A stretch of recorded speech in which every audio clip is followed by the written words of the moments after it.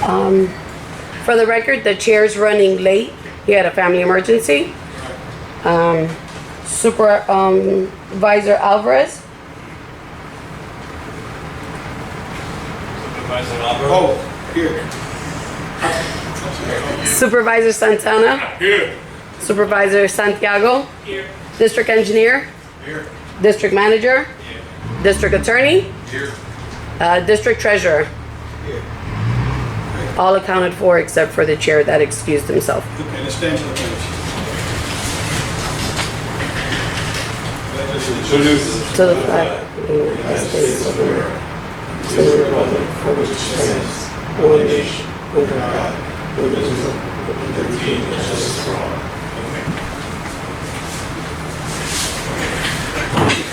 I understand we have a presentation. Yeah, so if I may, Mr. Chairman, I'm just going to introduce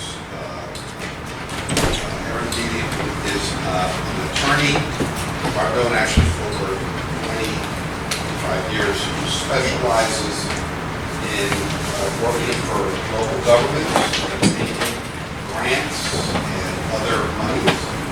And I was recently talking to Aaron about some grant opportunities having to do with resiliency. And I told her about Central County. She's been good enough to volunteer to come here and do a brief presentation on what she does and what the opportunities are in the state of Florida, some lots of money that are available. So with that, and Aaron, we're just going to take you out of order so you don't have to labor through all the other stuff. Sure. Good evening. Nice to be here with you. I do a lot of work for local governments, as John said, in a new Resilient Florida program that was enacted last year by the Florida legislature. This state legislature and the governor have been really committed to dealing with flood risk across the state to the tune of about $550 million that was awarded in grants last year for planning projects and for capital projects. So we don't have as much money available this year because a lot of that money was federal ARPA money, but there are still large pots of dollars that are available for the program, and I can talk a little bit more about that. Who can apply for the program? Well, new this year. In fact, the new legislative changes were only signed into law about a month ago, that special districts, drainage districts, water control districts, regional water supply authorities can apply now this year. That was not the case last year. It was only cities and counties. So this water control district can apply for these grants this year. Sorry, I'm recovering from some allergy issues, so my voice is a little weird. Thank you. Inland communities can apply as well as coastal communities. So this is not just a coastally driven program, and that is also new this year to the program signed into law just about a month ago. So obviously being inland and being a special district, you are eligible to apply. So how does the funding work? Well, for capital projects, there are two main pots of money, and the way to get and access that money is to either be included what's known as the statewide flooding and sea level rise resilience plan, or through supplemental funding. The state has some remaining federal ARPA dollars, about $92 million that they're going to award to capital projects this year. For that statewide funding and sea level rise resilience plan, they have $180 million available. So we're talking approximately $300 million of available money. It's a little less than last year, and we have more entities that can compete for that money. As I stated, now inland communities and the special districts can compete. Last year, again, it was just the cities and counties. So is there a cost share required for the program? Well, being where you are, your location within the state of Florida, no match is required for this water control district because you're located within Henry County and they are a small local government. They're also on the list of financially constrained counties. So that's actually a good thing that match is not required for your application.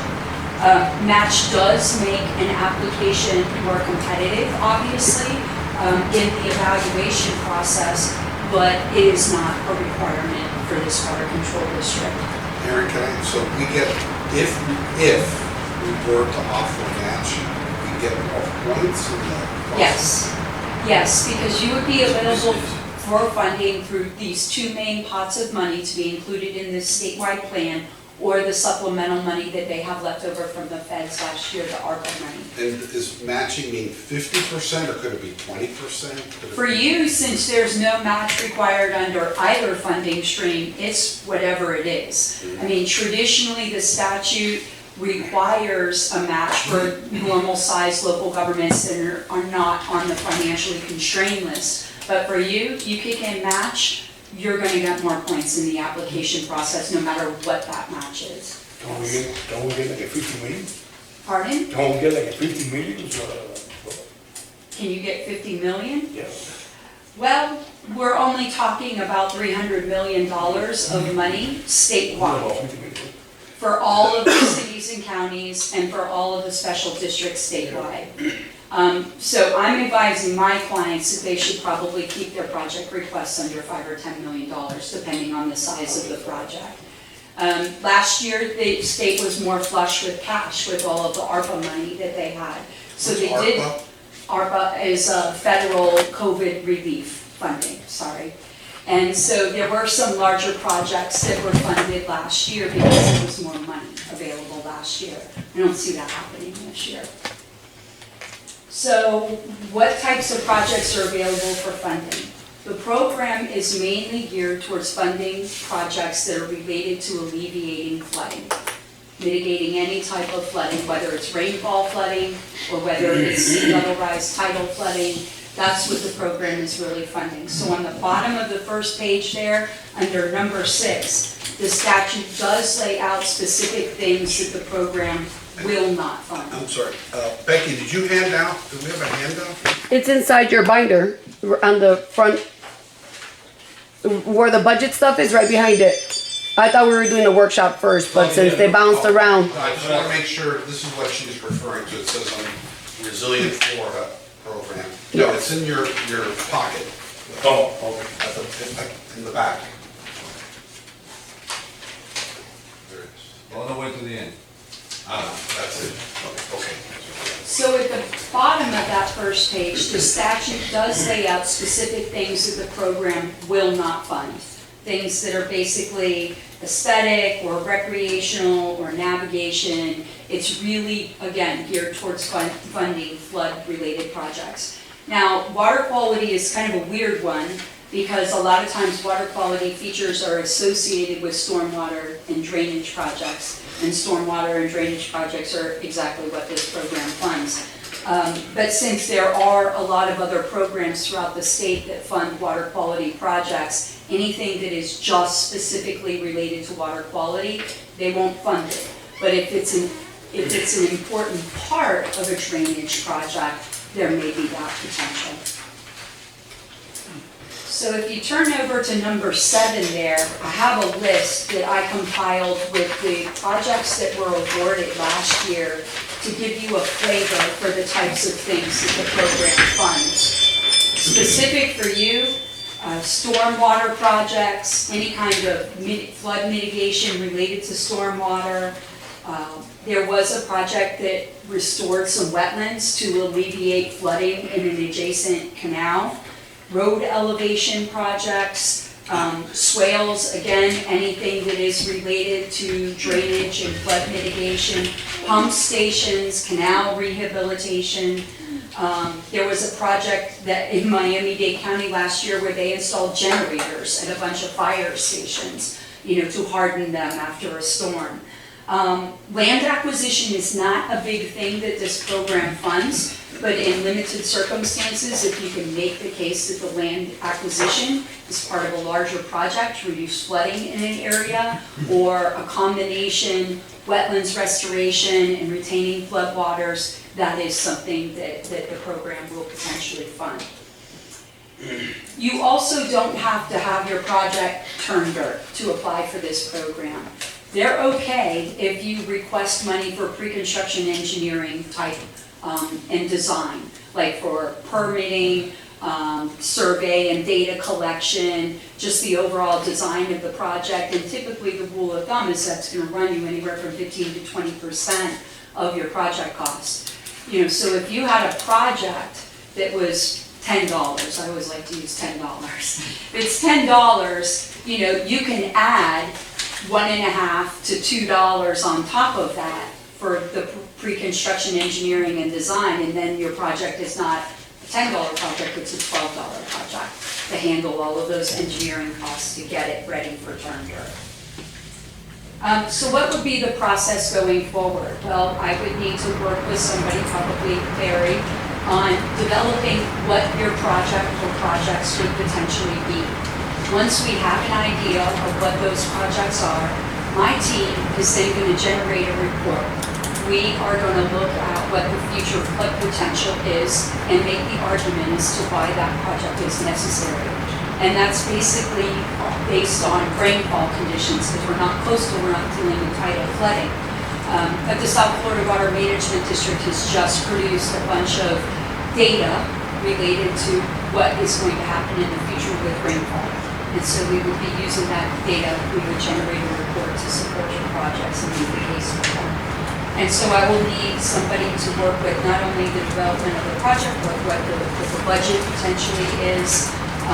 And then we will develop the project narrative, we will submit it. You know, you will have final review of that document before it gets submitted, and that grant application. Future efforts, I put that in there because there's a provision in the statute that after 2023, you're not going to be able to apply for capital projects unless the local government jurisdiction has a jurisdiction-wide study on vulnerability, and that would be Henry County.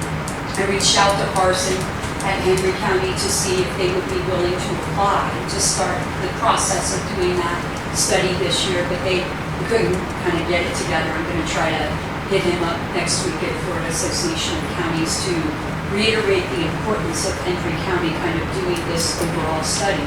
And if they would potentially get planning grant dollars to do that, then the Water Control District can engage in that process and get them to identify and speak projects for you to apply in subsequent funding cycles. Some of these gentlemen here can help with the county and the county commission, and we have a commissioner responsible for this area. Right. I think through some of their efforts is trying to do a better job in this area. But, so, you know, these projects don't have to be shovel ready. They do not, and you can seek dollars to get them shown. Because, you know, our problem is going to be, I mean, we have tens of millions of dollars of backlog projects. If we go roads, we have 90 miles of roads. 106 on the road. 106 miles, and almost every inch is below flood elevation. Those roads flood this area for as long as I've been in the business, almost 40 years, has a history of flooding. We have a 2,000-acre reservoir, but getting the water from the swales to the canals, to the pump stations, and then into the reservoirs to pump. I have a big reservoir. It's getting the water there. That whole conveyance system. Yeah, the transfer to the roads are, as fast as playing, it's a monument. I mean, it's measured in tens of millions of dollars. So I think the hard part is to figure out what is the most important slice that we can start out with. Because I think what she said, even though we need 50 million, the reality is little old Central County ain't gonna take the whole pot in Florida. So it's gonna be figuring out with our engineer a slice, you know, the most bang for the buck type of project that will, hopefully you'll be able to help, but will resonate in Tallahassee. I don't know if it's roads, we got problems. If it's swales, we have to regrade hundreds of miles of swales. So we have the need. It's just figuring out how to slice and dice that. Maybe 25 million. And the other thing is too that a year ago we actually had a grant that the government did grant us culverts, but it had to go through the whole county, and that's why. CDBG. And they're being very, holding it tight, and they want to regulate it, they want to have an administrative fee. They want to take as much as they can from it. When it was CCWCD, Central County, you know, all the heavy lifting, we just handed them the work. So for us to more so work with them, it's gonna be nails and Well, you don't have to on the capital projects. You know, I wanna make a distinction, so there's no confusion. So one of you coming to us.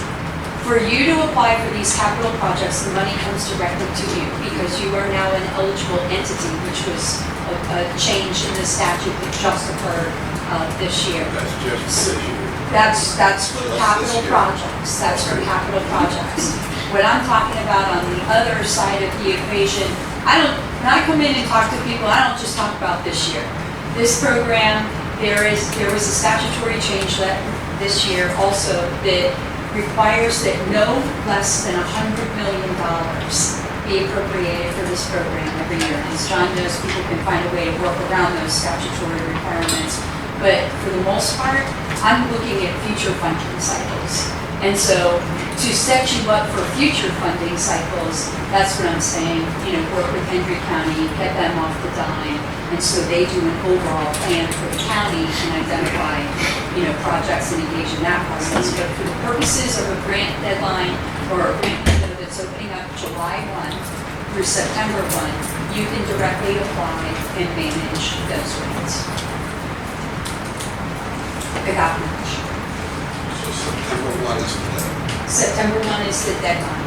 So what we do now is work as quickly as possible to identify what the one or two projects are that you think, and nothing says that you can only submit one project.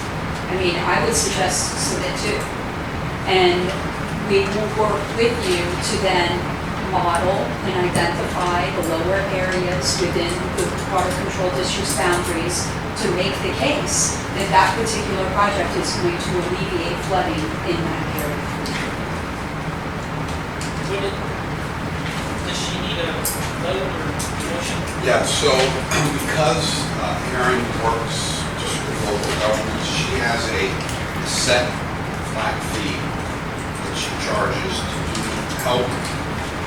She's not an engineer, so she needs an engineer to put the projects together, and she knows how to package it and shepherd it through the process. So talk a little bit about what we need to do to get you started. Sure. So I will draft a resolution for you. I need a resolution to support the project. You know, my team will put together the required, you know, maps and things like that. We'll put together the report that supports the project. But what I need is somebody to tell me what the project is, and I need a ballpark on how much it's going to cost. And then I'll work with my guys because we have to break it down like 10% design, 30%, 90%. You know, we have to structure the tasks, the deliverables, all of that other stuff. You know, so I can't just have a number of $10. I got to work with somebody on breaking down the things. And so, you know, I'll tell you right now, you know, my suggestion is to apply for 2 projects. You know, because nothing limits you from the number of. Floating those. What is our cost on this?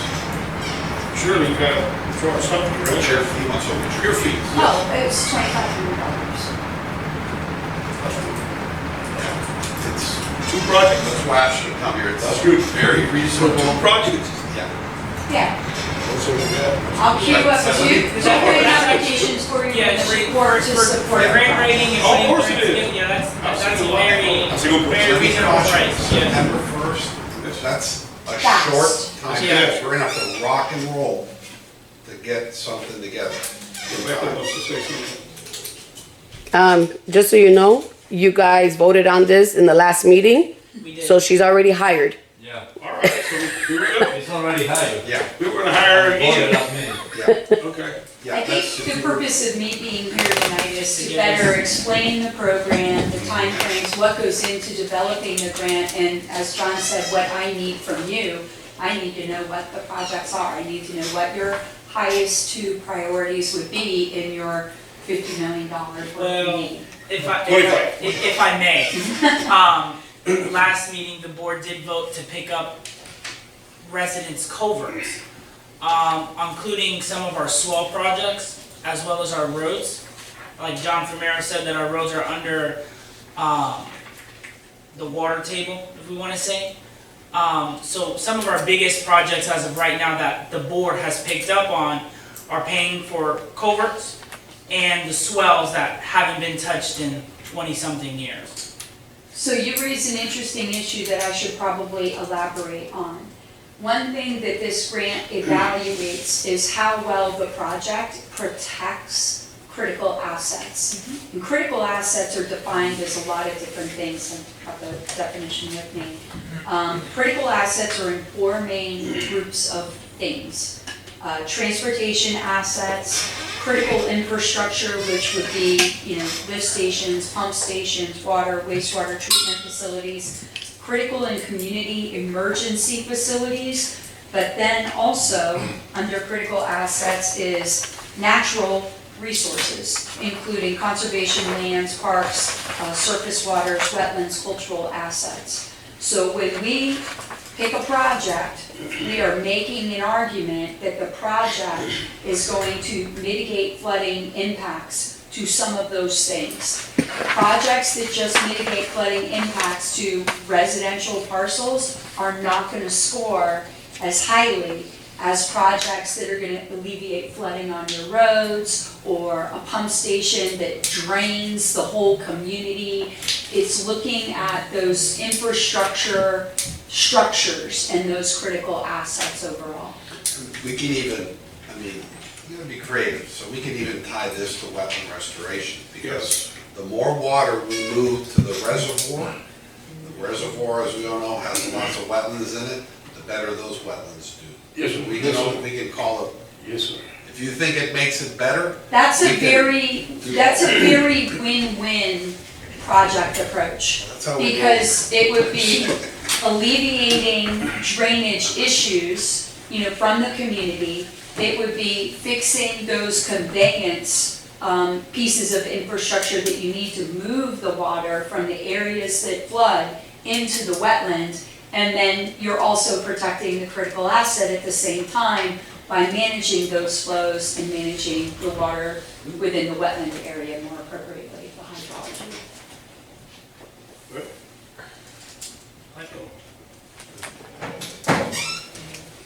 I appreciate Erin, she drove from Lake Worth, it was it's a drive I make a lot, but we really appreciate you coming here, Erin.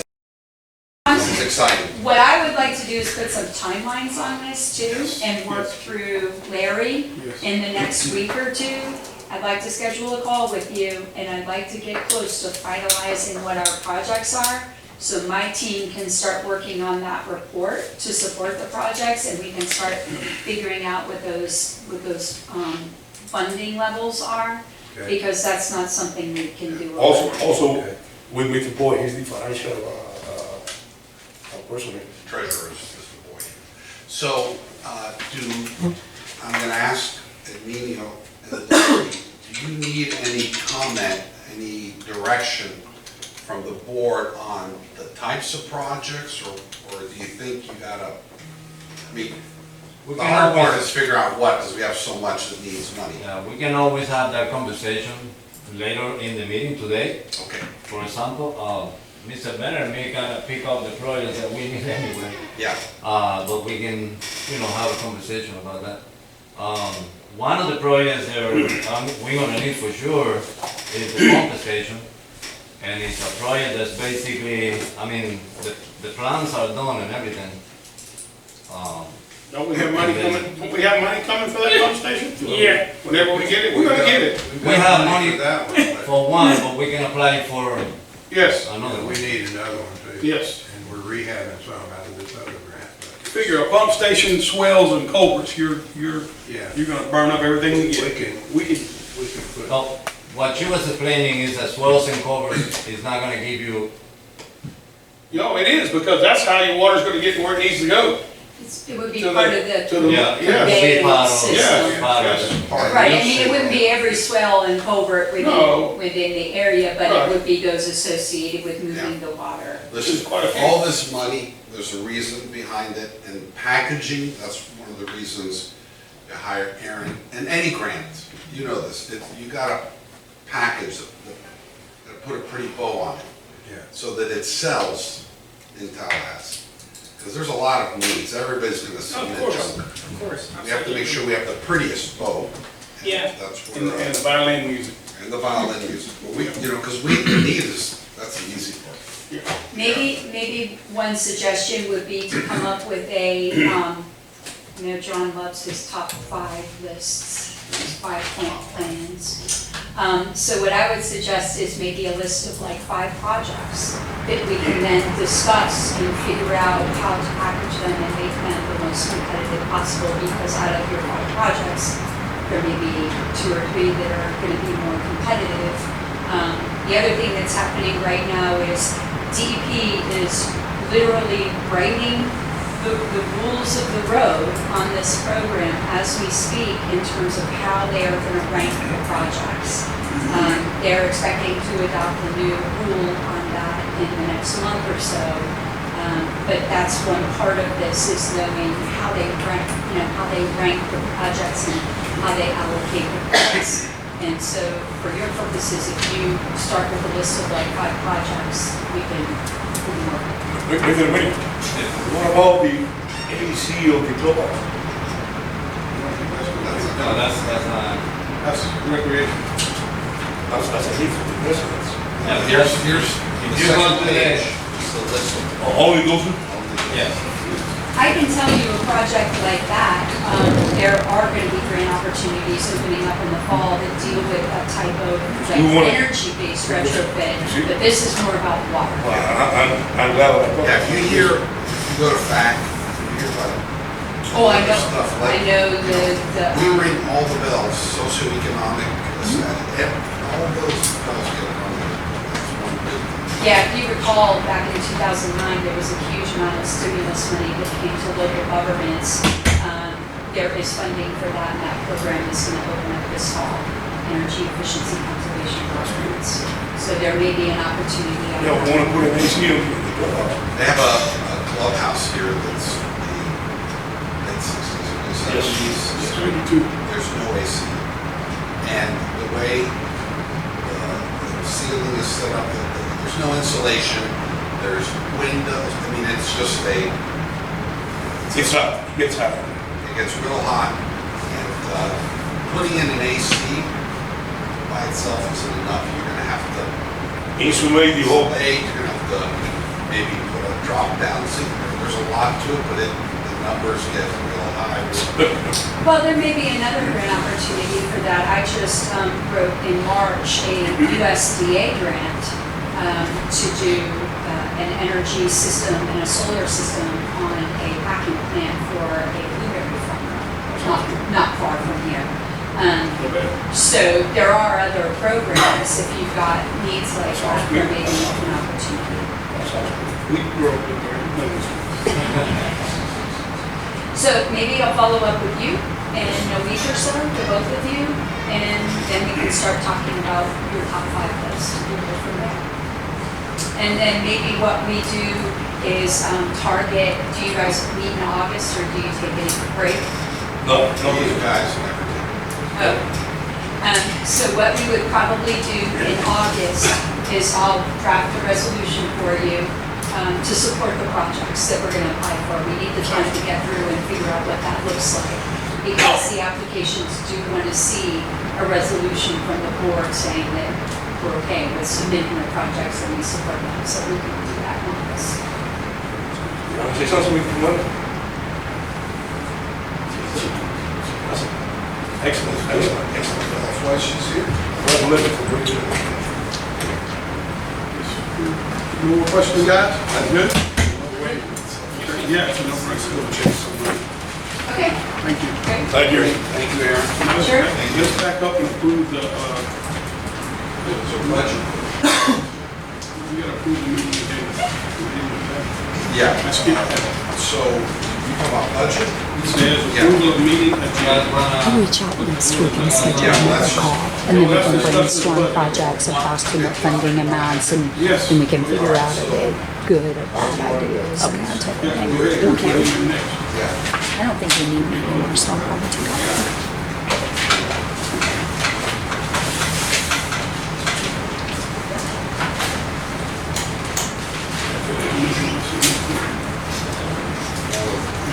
So this is item 4A of the regular agenda. This is the House Committee audit.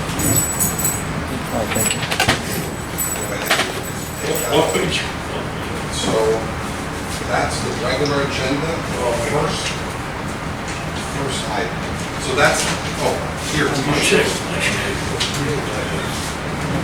They have the green book. Oh, you have They have the green, the bound. green. Oh, okay. That's the audit. What's most? There should be a set, right? There'd be a set of graphs. It's right here. If you would like to see the graphs of the audit, they stack up here.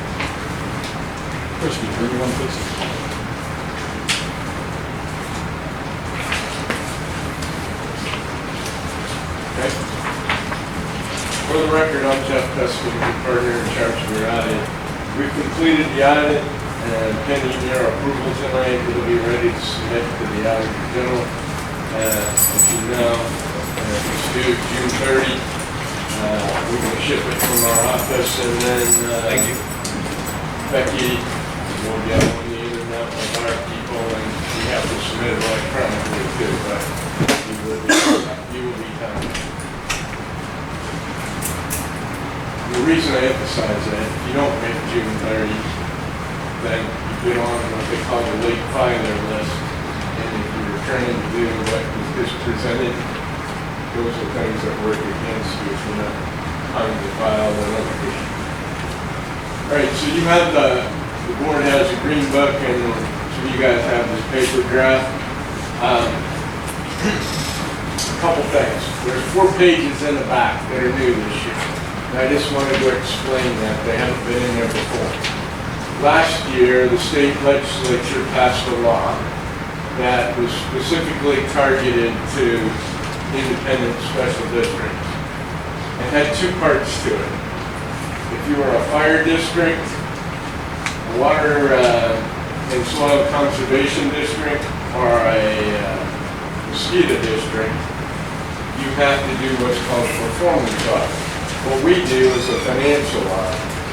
This year, starting October 1, fire districts have to do these performance audits. It's never been a requirement before. It's a whole new animal. They have until June of the next year to finish that audit. So currently, fire districts are scrambling to try to find people to do this work. There are general requirements that they put in the statute on who could do the work, but not really any standards on which they're supposed to do the work. And so fire districts in general and mosquito control districts are kind of in a panic, so to speak, because you're going to hire a reviewer to evaluate you based on no set of standards. They have to be sent to the state, and they're going to make some kind of evaluation. So this thing happened quick. There wasn't really any discussion, and we're part of the Florida Institute of CPAs group that monitors legislation that affects government. We jumped on it quick. Many of the fire district's attorneys jumped on it. The Special District Association jumped on it. And the legislature basically put out the word that this is happening. Step back. And it passed. So currently, that's happening. The Jeff, second, is the reason, did you deal with Dave Rampa? Yeah. So I think the legislature is looking at all these taxing districts, like almost hidden taxing districts. People are getting double taxed. Soil conservation districts, people asking, what did they do again? Fire districts, they had a very important role in the weren't strong local governments and we needed fire protection. We're in a different day now, and I think there are leadership that's saying, I think there's going to be more of that in the coming years. Right. Basically what he's saying is, the scuttlebutt is, there are some people currently in the legislature or were in the legislature that want to try to push all these special districts into a city or a county and eliminate. And they made that abundantly clear with mosquito control. Fire's been a little more behind the scenes, scuttlebutt. They weren't as public. There's a few give a bad name. The Do what? Lee County Mosquito Control District, they have an air force bigger than the state of Florida.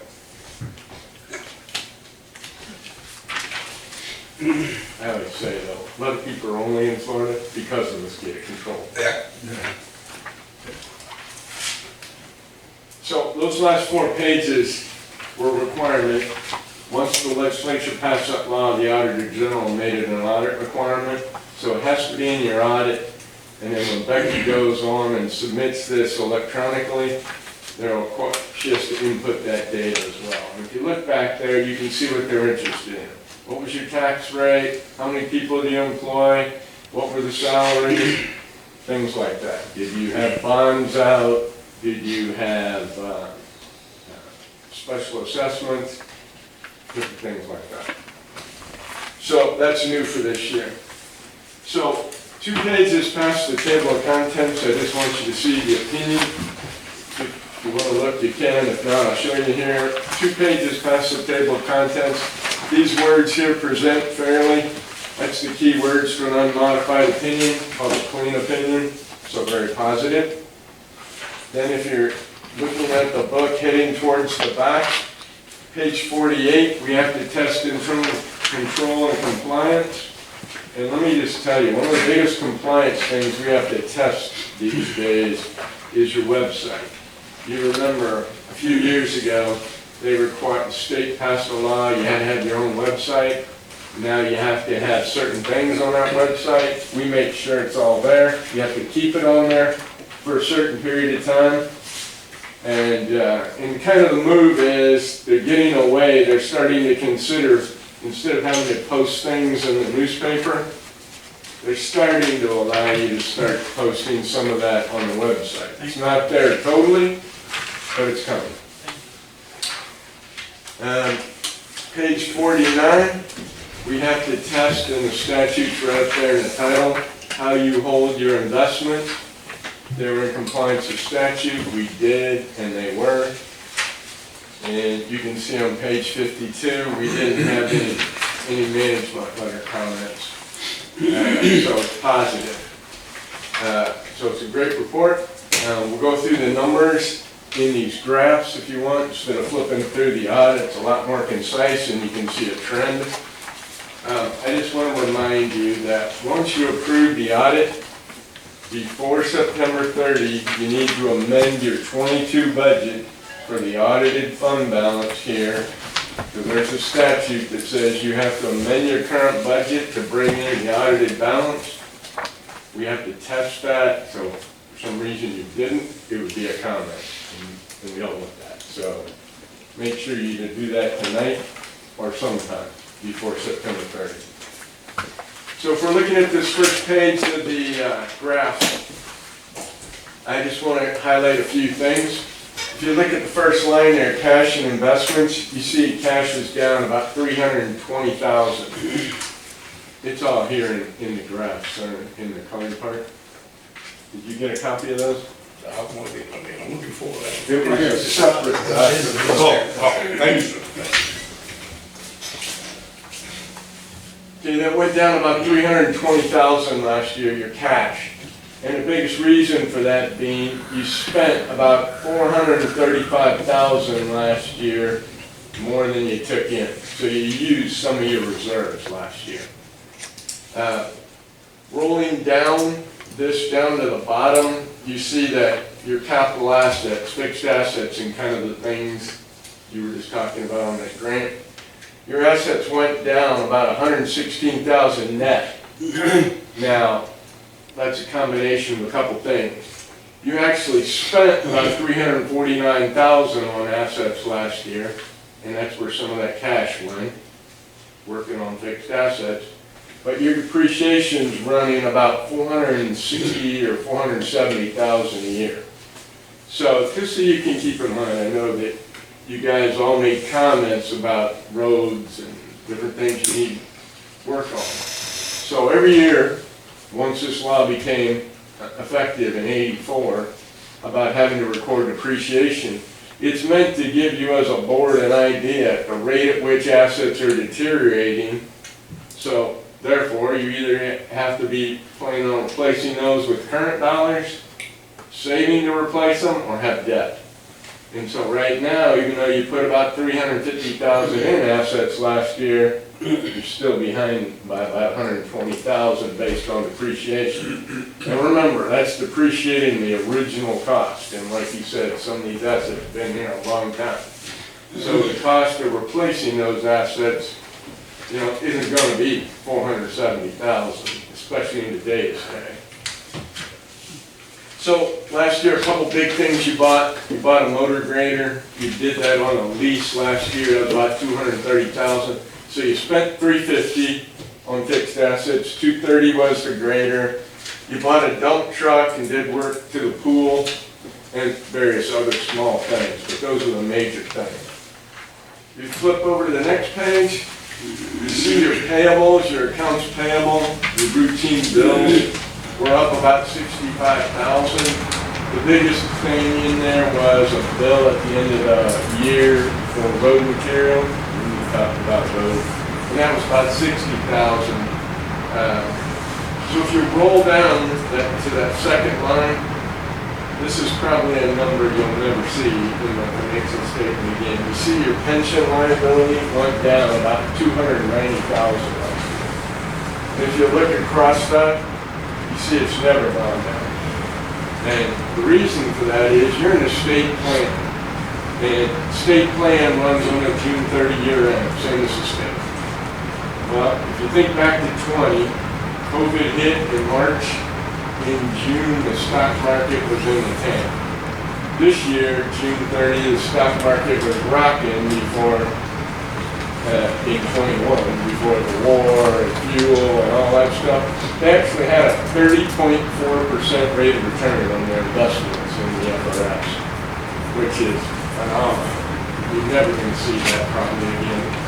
And so assets were up, liability was down. The plan was actually 96% funded. It's one of the top 10 in the country. So positive for all you in the FRS. But the liability went down. And honestly, we get the raw data from the Auditor General and we have to calculate their liability. And when we started calculating our government's liability, and it went down, I said, so we called the Auditor General and said, listen, something's wrong with the data here. They just busted out laughing because they had the same problem when they started doing it. They couldn't believe it was down either, but then they determined it was because such a huge rate of return. They had never seen it either. So I told you earlier that you had to bought that grader and you had a new capital lease on that. So those two bottom lines there, you see that your debt actually went up. You combine those two, about $37,000. So you put about $230 into new debt. You paid payments of about $192, so the net was you're up a little bit in debt due to that grader. The next page 2 is your fund balance, your equity. See, that was down. That's because your net loss there that I told you about, revenue is greater than expenses. Now, that's the number you need to amend your 22 budget for, your carry forward. So that 2.54408, somebody will need to propose a budget amendment before the end of September to amend your 22 budget to that number. Okay, your carry forward. you have any questions about it after this, let us know, but that's your number if you want to circle. Next page is a summary of your tax revenue. You can see your rate's been the same for the 5 years we're presenting. Just so you remember this is the audit 21, you're in the middle of 22, you're talking about 23's budget. The 22 budget used the same tax rate, 220 again. So if your tax rate's been the same, and you look at that graph, see the revenue was up and down over the years. Obviously, there wasn't any new land added. And what happened was in 20, Hendry County had an amazing collection of back taxes. Every government that we audited in Hendry County had a huge amount of back taxes collected in 20. When the market took off, the real estate market, people bought this land and paid back taxes. Next page, in page 5, this just gives you an idea of your other revenue sources. And the biggest reason we put that in there is just to emphasize the fact that in your district, basically the only significant revenue source you have is tax. You did see that other income was up a little bit this year, and that was due to a couple different things. Part of it I mentioned to you was land took off, building permits were up, so you had permits in there that went up this year. You sold some dirt, and you had a golf tournament, so that's why I had a number. The interesting thing is, looking at that interest income too, probably in that first graph you saw, you still had $2 million in cash, but look at your interest rate. You see, as soon as COVID hit in 20, and as we all know, interest rates dropped, and so making money on that investment is dead now. Last page of the graphs are your expenditures. We break these expenses down this way. This is the most condensed way you're allowed to show government's expenses. Operating expenses this year were up about 220. A couple big ones for the year was you put another 40 or so into the clubhouse and the pool repairs. You had different contract services that were up this year, about 50,000, but the biggest one was fuel that was up this year, no surprise. Earlier I mentioned you spent, if you look there at your capital outlay, that's buying fixed assets. Remember I told you put 350 in it?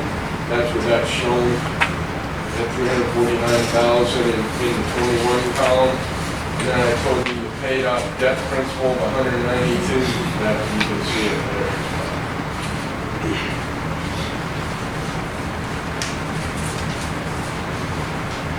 Next year, the biggest change in reporting has to do with capital leases and operating leases, and you guys really don't have that this year. So that really won't affect you. The other thing is our opinion will look different just because they changed the format, but that really don't have any work on your side to do. So at the moment, it doesn't look like anything drastic that will affect you as far as you do it. Any questions I can answer? Yes, I have one. After you doing an audit, what would you recommend for an increase in taxes? That's not something I can answer. I can tell you what I would say your biggest concern probably Okay, go ahead. is the increase in costs. As I mentioned, this fuel by itself was over 50,000 as an increase. I mean, that's just one item. And, but as long as we've been involved, you've been trying to start working on bringing your equipment and things up to date. But before the meeting, I was talking a little bit with management. There are certainly things there in these different fixed assets in the road. Most of the districts like yours that actually have the roads in that county, that's a monster expense because they're below grade and they been torn up over the years, and new people are moving in and start inquiring, cleaning, if they want either street lights or road repairs, signage. And so I would say that's probably the biggest, besides all the ditches and pumps and those kind of things. Because most people that move in don't know that part. They see the roads and the signs and the lights. But all that is becoming, all oil-based, becoming more expensive along with personnel. I would say just maintenance and fixing is the biggest challenge. You gotta hold out for 2024. Sorry?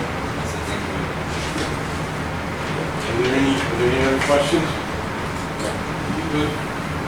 So if you would consider a motion to approve the audit and then sometime just a reminder before September 30, amend that budget. Motion. Second? Aye. All those in favor? Aye. Motion carried.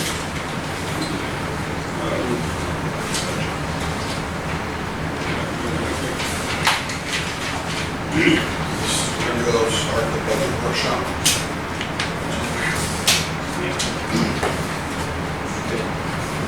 So last month, we had our first budget workshop. We had prepared a tentative budget called draft number 1. And everybody has a chance to think about what the big items were. But the other thing was, everybody approved at that time a $50 increase in the tax. So the $50 increase in tax has been, I added that to the new budget. So the budget you have, it says draft number 2, basically has the same expenditures and everything in it. She put that, this is in your pocket of your book, the budget. Okay. And then the other thing that she gave you a handout is I did a schedule that shows how much money is created by different increases in the rates. Okay, so when we increased, the rates by $50, that raised our revenue by $397,000. But we had a lot of big expenses that we went through last time. The biggest one has to do with the clubhouse, which we were sort of talking about before with grants and stuff. But we had $99,000 to do the air conditioning and all that. And the drain field lift station, we talked about that, needed to be completely redone, like $100,000. 70,000 more between windows and doors and remodeling. So you can see down near the bottom under capital outlay clubhouse, and these are the same things that I went over last time. That's $269,000 right there. Like we talked about before, the fuel, is much higher. Then we're talking about getting the new trucks also. So as he was talking about with capital leases, talking about getting 5 trucks possibly for $250,000.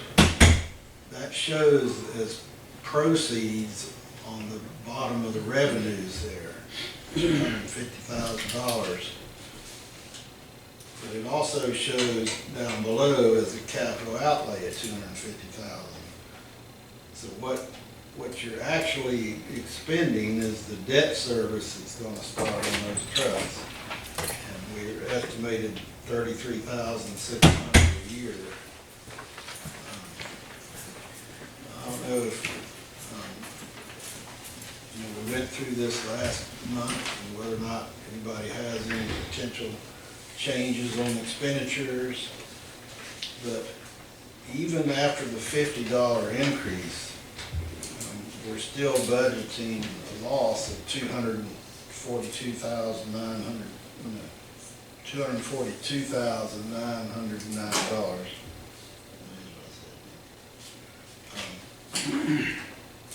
So,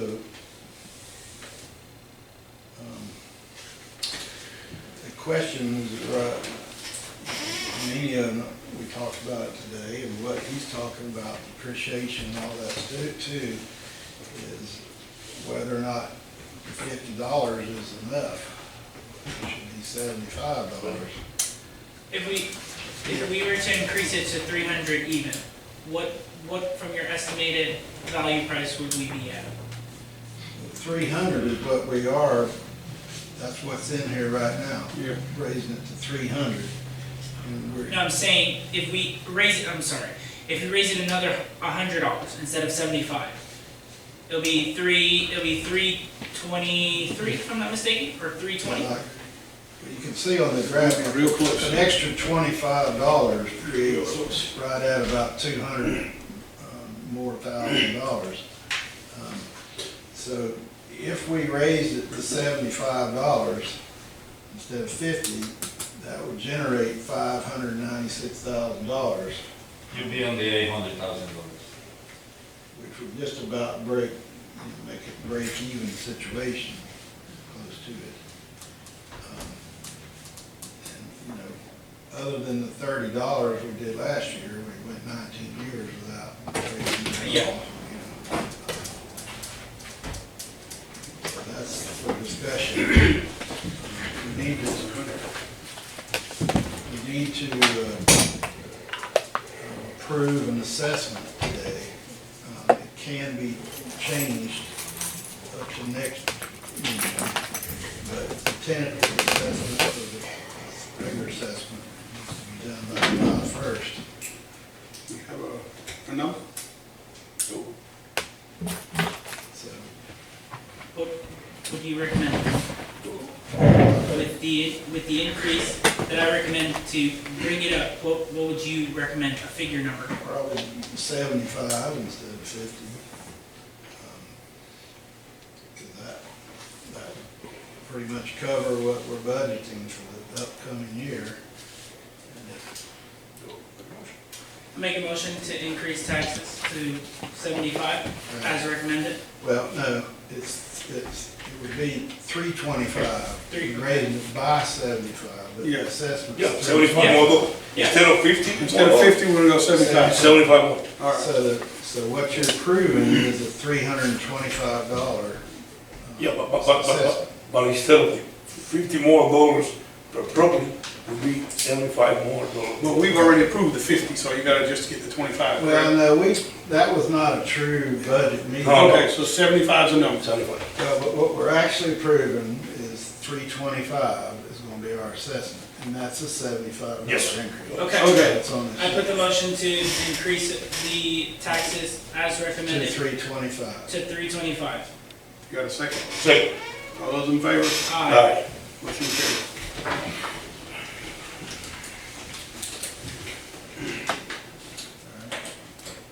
So if you do that, because you said, I want to make sure, Yeah, the number doesn't match. it's not. It doesn't match. So if they raise it by $50,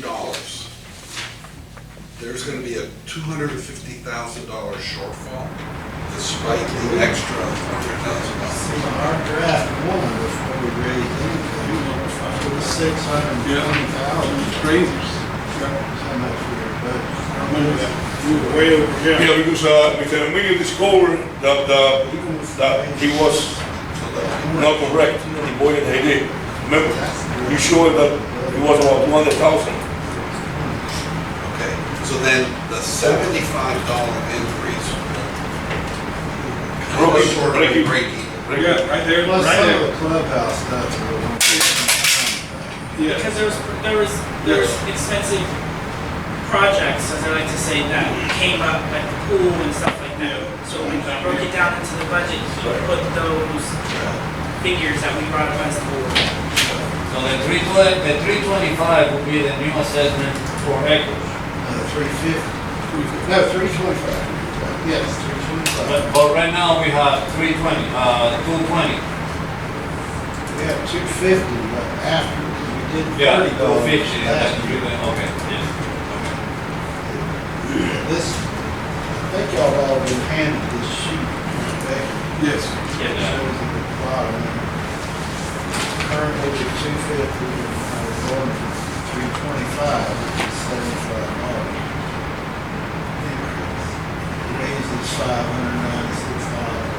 over that. Now we'll be a little bit over the breaking even. With a little bit of money left. We'll check the money. With $75. No, That's what- the other way around. It would be 24,000 under. Yeah, we can make that up somewhere quickly. Yeah, but it's close. Yeah.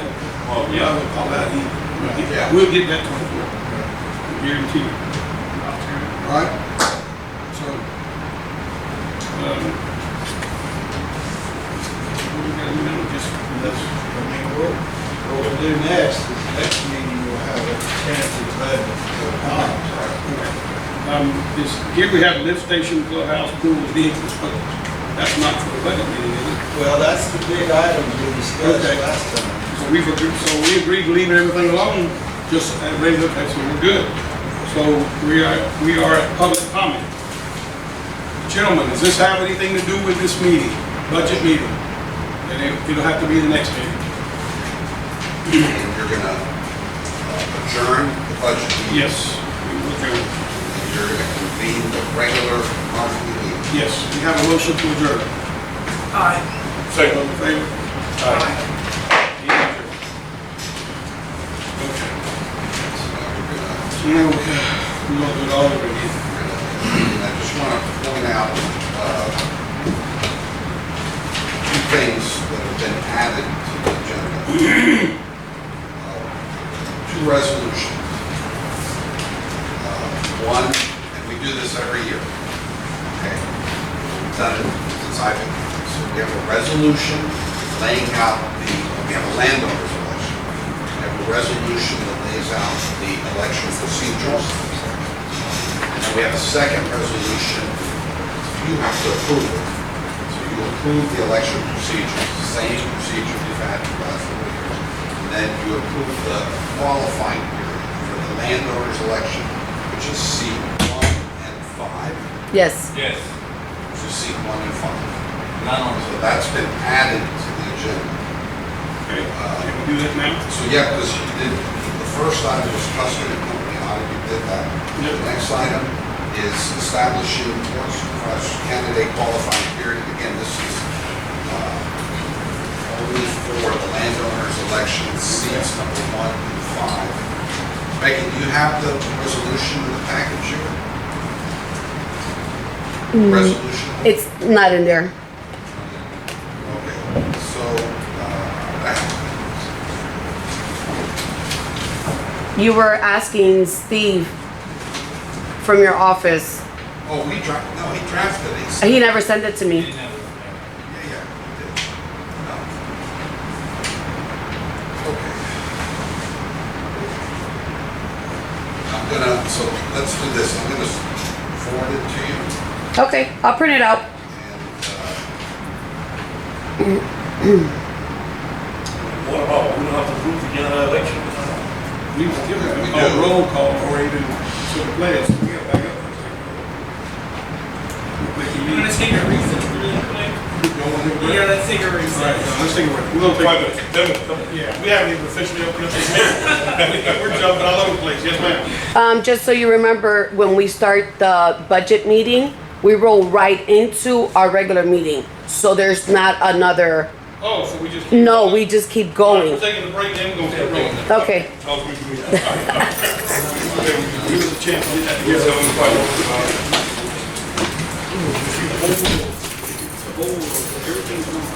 Like it looks like yesterday at 4 o'clock, he sent you, he said, Becky, here's the items, trailers. You know what? Our internet is so bad from your I'm end. gonna send it to you. Let me go, look, they're popping in. Somewhere else. Let me go check on the app on my desktop.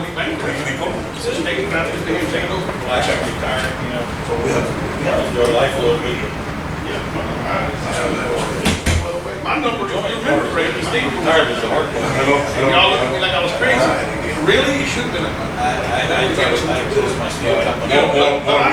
just cut it out.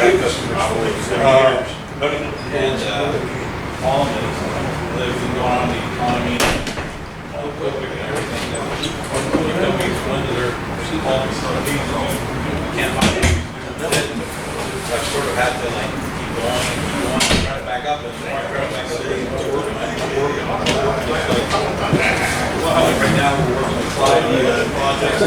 Over there to Sandy.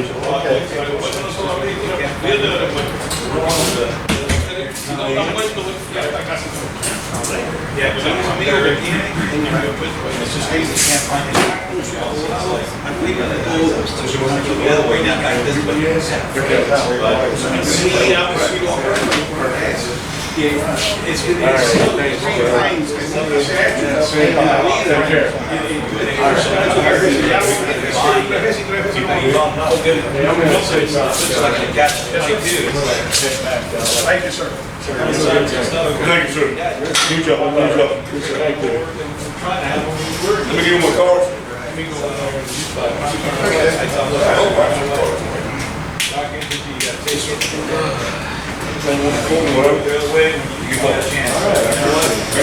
All right, just thank you. Just trying to see different things and stuff. Cool. Good to see you again. If you need anything, if you're trying to work with her, if anything pops up, please let me know. Okay? See ya. How are you? Good, you're good. Excellent.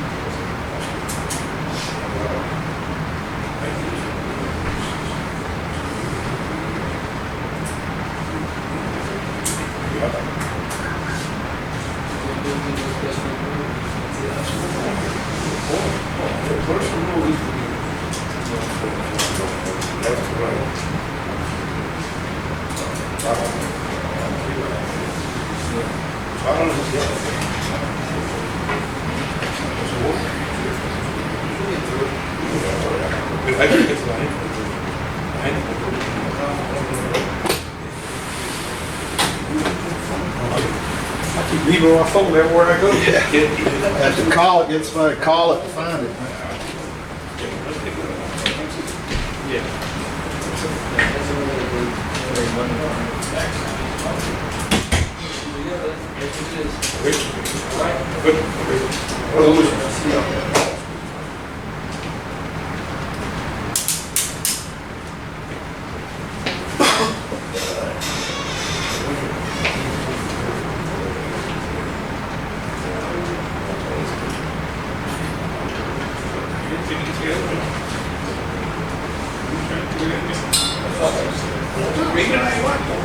A mí me da igual, porque la verdad no aquí que nadie diga. La verdad nadie se le gusta decir. Eso es verdad.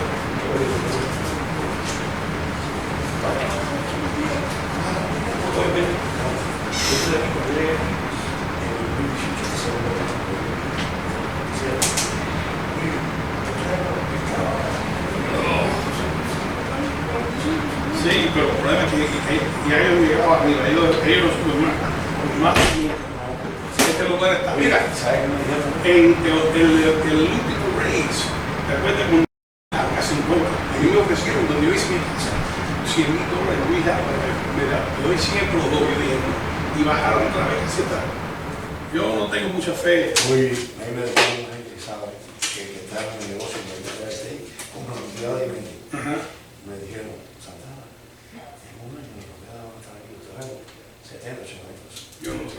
Bueno, yo no sé tanto. No, yo no sé. Yo no creo. Yo, Mira, usted no ha visto la humillación que hay en Ciudad de la Florida. Pero te estoy diciendo, intereses están subiendo. Cuando los intereses suben, los bonos se aguantan. El dinero aguanta. Entiendo, pero te vuelvo a te repito, eso es additionally. Yo estoy hablando de la historia. Estoy viendo más. Cada vez que suben los intereses, I think all of them Entiendo, pero el problema es que ahora se están subiendo. ¿Qué pasa cuando mira para atrás la historia? Cuando sube, espérate, oye, cuando suben los intereses, la venta baja. Eso no se hace. Entiendo, pero el problema es que lo están haciendo y van a I hablar. hear that everything's booming. Yo no pago. Yo venga por un lado, déjame saber porque yo no le pago. Más no. Yo prefiero que sea en un lugar que te mete.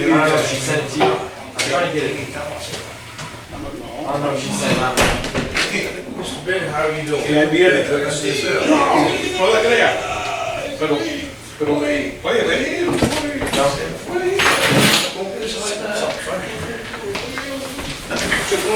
Aquí 20 años con su cabeza puesta.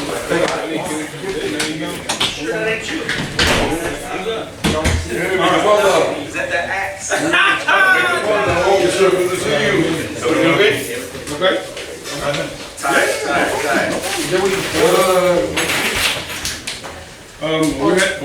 We back on?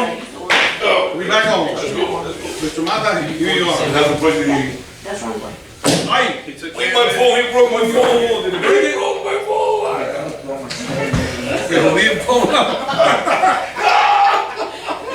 send it to get fixed in the suerte la mía. No, debo seguro. Here, pass it over. I'll find it. Okay. I'll find it and I'll show it to you and I'll forward it. Good evening, everyone. Welcome to the second part of this meeting. Becky, when you get a chance, if you could do a roll call. She said we didn't have to do that. We don't have to do that. We went from one meeting to the next, right? Yes, sir. I did the same thing. No roll call. What about pledge of allegiance? We took care of that as well. Yes, sir. We did it at the beginning. We can do it again if you want. Mr. Romero? Yes, sir. So we took, while you were out, we took care of,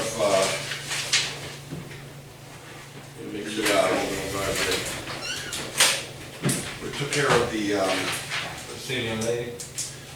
Tuscan and Company audit that's been approved. So the next item is, and so we added 2 items to the agenda. Okay. And so Becky, the agenda they have has the new We items. balanced the budget. Okay. 75. So the first one is, and we do this every year, it's a resolution establishing a qualifying period for the landowner election, which is seat 1 and 5. Okay. Good. And that resolution, right here, so the qualifying period for the landowner election for seat 1 and 5 is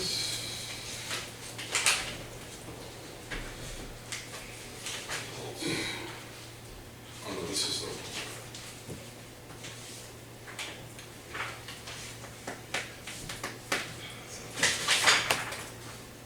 the here it is, okay.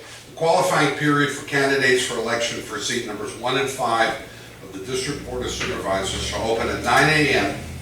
on July 6, 2022, and shall close at 9 a.m., 5 p.m. on August 10, 2022. Gotcha. Good deal. And we post that out. How does that distribute it to the community and everybody? So, once you vote, it's going to be put up on our website. Okay. And Becky, I think you also posted in the office, the qualifying period, You said you left first? July 6th. July 6th. 9 So a.m. you need a motion. Yeah. So moved. Second. We have a motion on the floor. We have a second. All in favor? Aye. Motion passes. The second item, the next item, is another resolution. And again, same resolution as we've done, well, at least since I've been here, since we had our election debacle that one year is a resolution that sets forth our election procedures. So for example, in the resolution, section 1 is we have a qualifying period. Section 2 talks about the notice of the annual landowners meeting. Section 3 talks about registration for voting. So during years in which seats of the board are elected via the landowners on a 1 acre, 1 vote basis, registration for voting is all voters must present a government-issued picture ID and receipt of proof of payment of their annual assessment in order to vote. Landowners that have acquired title to property during the month of the election must present ownership of, proof of ownership. Because when, if you recall, we have people, when people are registered, we're going online to the Hendry County Property Appraiser's website and making sure, confirming ownership. But if you bought in that month, it's not gonna necessarily be reflected online. Voters will be directed to sign the property appraiser's roll alongside their name, because they don't have that all printed out. Absentee voting is prohibited by law. Proxy voting is prohibited by district charter. Provisional ballots shall be used in cases where a person's eligibility to vote cannot be determined during polling hours. Voters whose eligibility to vote cannot be determined during poll hours will be provided a provisional ballot to cast along with other votes. So if someone came, and for one reason or another, we were unable to confirm they're a landowner, they're paid up, they have their photo ID, we will still allow them to vote. But that'll be called a provisional ballot. So we'll look to confirm that after qualifying. Now, that only becomes an issue when the vote is close and the number of provisional ballots could make a difference. As long as I've been here, there have never been enough provisional ballots that would make a difference in the outcome of the vote. But it's possible. So we have to have a rule for it. Poll watchers. Poll watchers may be utilized by candidates at the candidate's expense to reduce concerns related to the election process. Any poll watchers will be required to observe the district setback requirements. And again, the voting in Hendry County, you see people like where I vote, there's Republicans and Democrats and people with vote for, Fulano with the sign. They have to be at least 200 feet away from they put up a little line or barricade so people can be outside the building. People can even be in the porch area, but you don't want them where the voting is taking place because some people are intimidated. One person could have 10 people sitting there with, vote for MAGA t-shirts or something like that. So counting and tabulation of ballots, the district shall employ an independent third-party accounting firm that is responsible for overseeing the vote tabulation process. So at no point in time should the fingerprints, anybody at this dais, me included, Becky, no district staff should have a fingerprint on any of the ballots. Our third-party person gets the ballot box. Cradle to cradle. You got it. Cradle to cradle. The way to put it. No one else touches those ballots. And again, that's almost what they call a chain of custody. Sure. Only that person has it. Now, last time we had the landowners election, we had I think we burned out our last observer. I think we've been doing it for how many years? He won't do it. 15 or 20 years. He said he won't do So it. after what happened a few years ago, he said, He said no. I ain't ever coming back. I spoke with him last year, and this year, he So said, we had, and she did, I thought, a good job. not no hell. She's good. She was, She's good. I she like did it. a good job. I was impressed with her. And she didn't talk to anybody. She didn't. We hired her. She ran the show, and I liked it. It's like it's your Let's, show. let's hire her. tell people what to do, because that person, we're only responsible for that chain of custody. And that's it. So those are the rules of the game, rules of the election. That's the resolution that's before you now. So you just voted on the qualifying period. I'm going to ask you to vote on the resolution I just read to you. So which is setting up the voting procedures. So we have a motion on the floor. Second. Motion by Mr. Alvarez. We have a second. Aye. Second by Mr. Santiago. All in favor? Aye. Motion carries 4-0. Y'all better call in the advance, make sure she's coming back. Yeah. Okay. And Mr. Chair, the next, you have here discuss and vote on resolution on tax increase. None? Yeah, they voted on it. I guess we need to let him know. I increased it. I just told him we balanced the budget. $200 increase. So y'all went 75? So that's in 2 years. So 105. So we break even when we report. That's what Mr. Boyd said. No, 24 under, but we can make that up. That's what Mr. Boyd said. Budget. You can go a budget out the window. Yeah, oh yeah. That doesn't mean. Yeah, Mr. Boyd projected a $624,000 shortfall. And with the extra $75 will be about $600,000 in additional revenue. So it should break the budget. We can say 24,000 short, right? So You can make that a big little football. Let's do it. yes, sir. We lost 480,000 last year in this college. There's a lot of expenses. Sure. Clubhouse.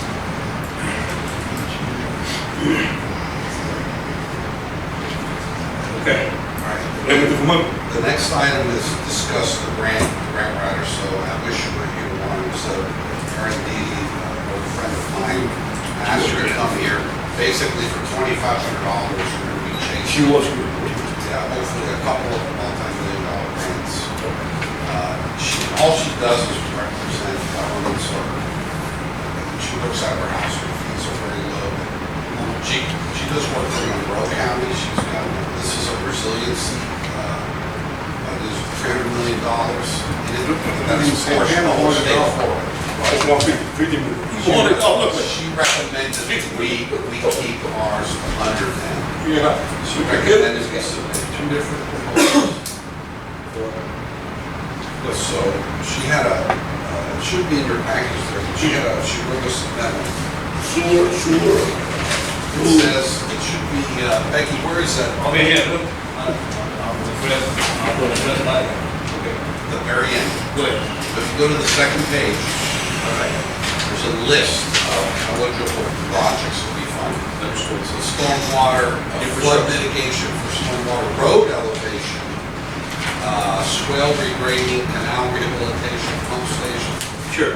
I see all the bills. So let me ask you, are these, do they have to be shovel ready? Do they have to have a surface Great design? question. No. So they can be in planning phase? Yep. In fact, she said you could include 15 to 20% of the cost for design and permitting. So usually, if you have a $1 million project, Sure. 15 to 20% of that's going to be devoted to design and permitting. So she said you can include design and permitting costs in your grant proposal. Now, she also said that when they rate them, grant proposals say your matching funds aren't required. Right. But she says when they're rating them, those who are willing to put in a little money get rated a little higher. She also said because of where we are in Hendry County, the socioeconomic conditions here, that would work. And the good thing is the money will be counted. That's No, because you need it. It makes no sense if you add money, they're gonna give you money quicker. If you add money, you would say, maybe you don't need it. But anyway, that's good. Crazy. So these bullets here are just We're on a tight time frame. September 1st is a hard deadline. That's not a lot of time. They basically have 60 days to slap something together. Again, she recommended 2 separate proposals.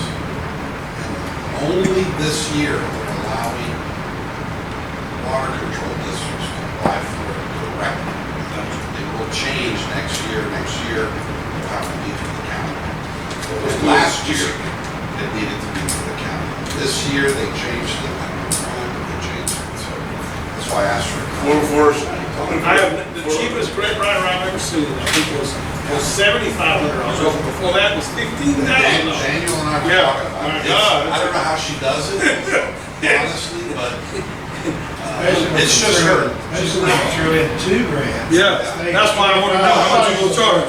Yeah. Yeah. She's not in a law firm, it's just her. Wow. She's smart. She's smart. Like I said, I've known her for 25 years. She's honest, she's hardworking. So who's going to drive this to see if the crate was ready? So, Mr. Bennett, Enio. You guys, what we were talking about, You got a you guys demo, would this kid. vote, I guess, or decide which ones of these you guys want to target. And then from there, we will. We already decided, remember? In Roads July, also. I'm gonna have a resolution. Because when you apply in the application package, you have a formal resolution showing that you voted and you approved it. So that'll be coming to you in July. But in the meantime, like those 2 projects start packaging. Can we get that done, Mr. Bennett? The time frame? We have to vote tonight. We just have to have it. You already approved it. We already approved it. Put a little package together?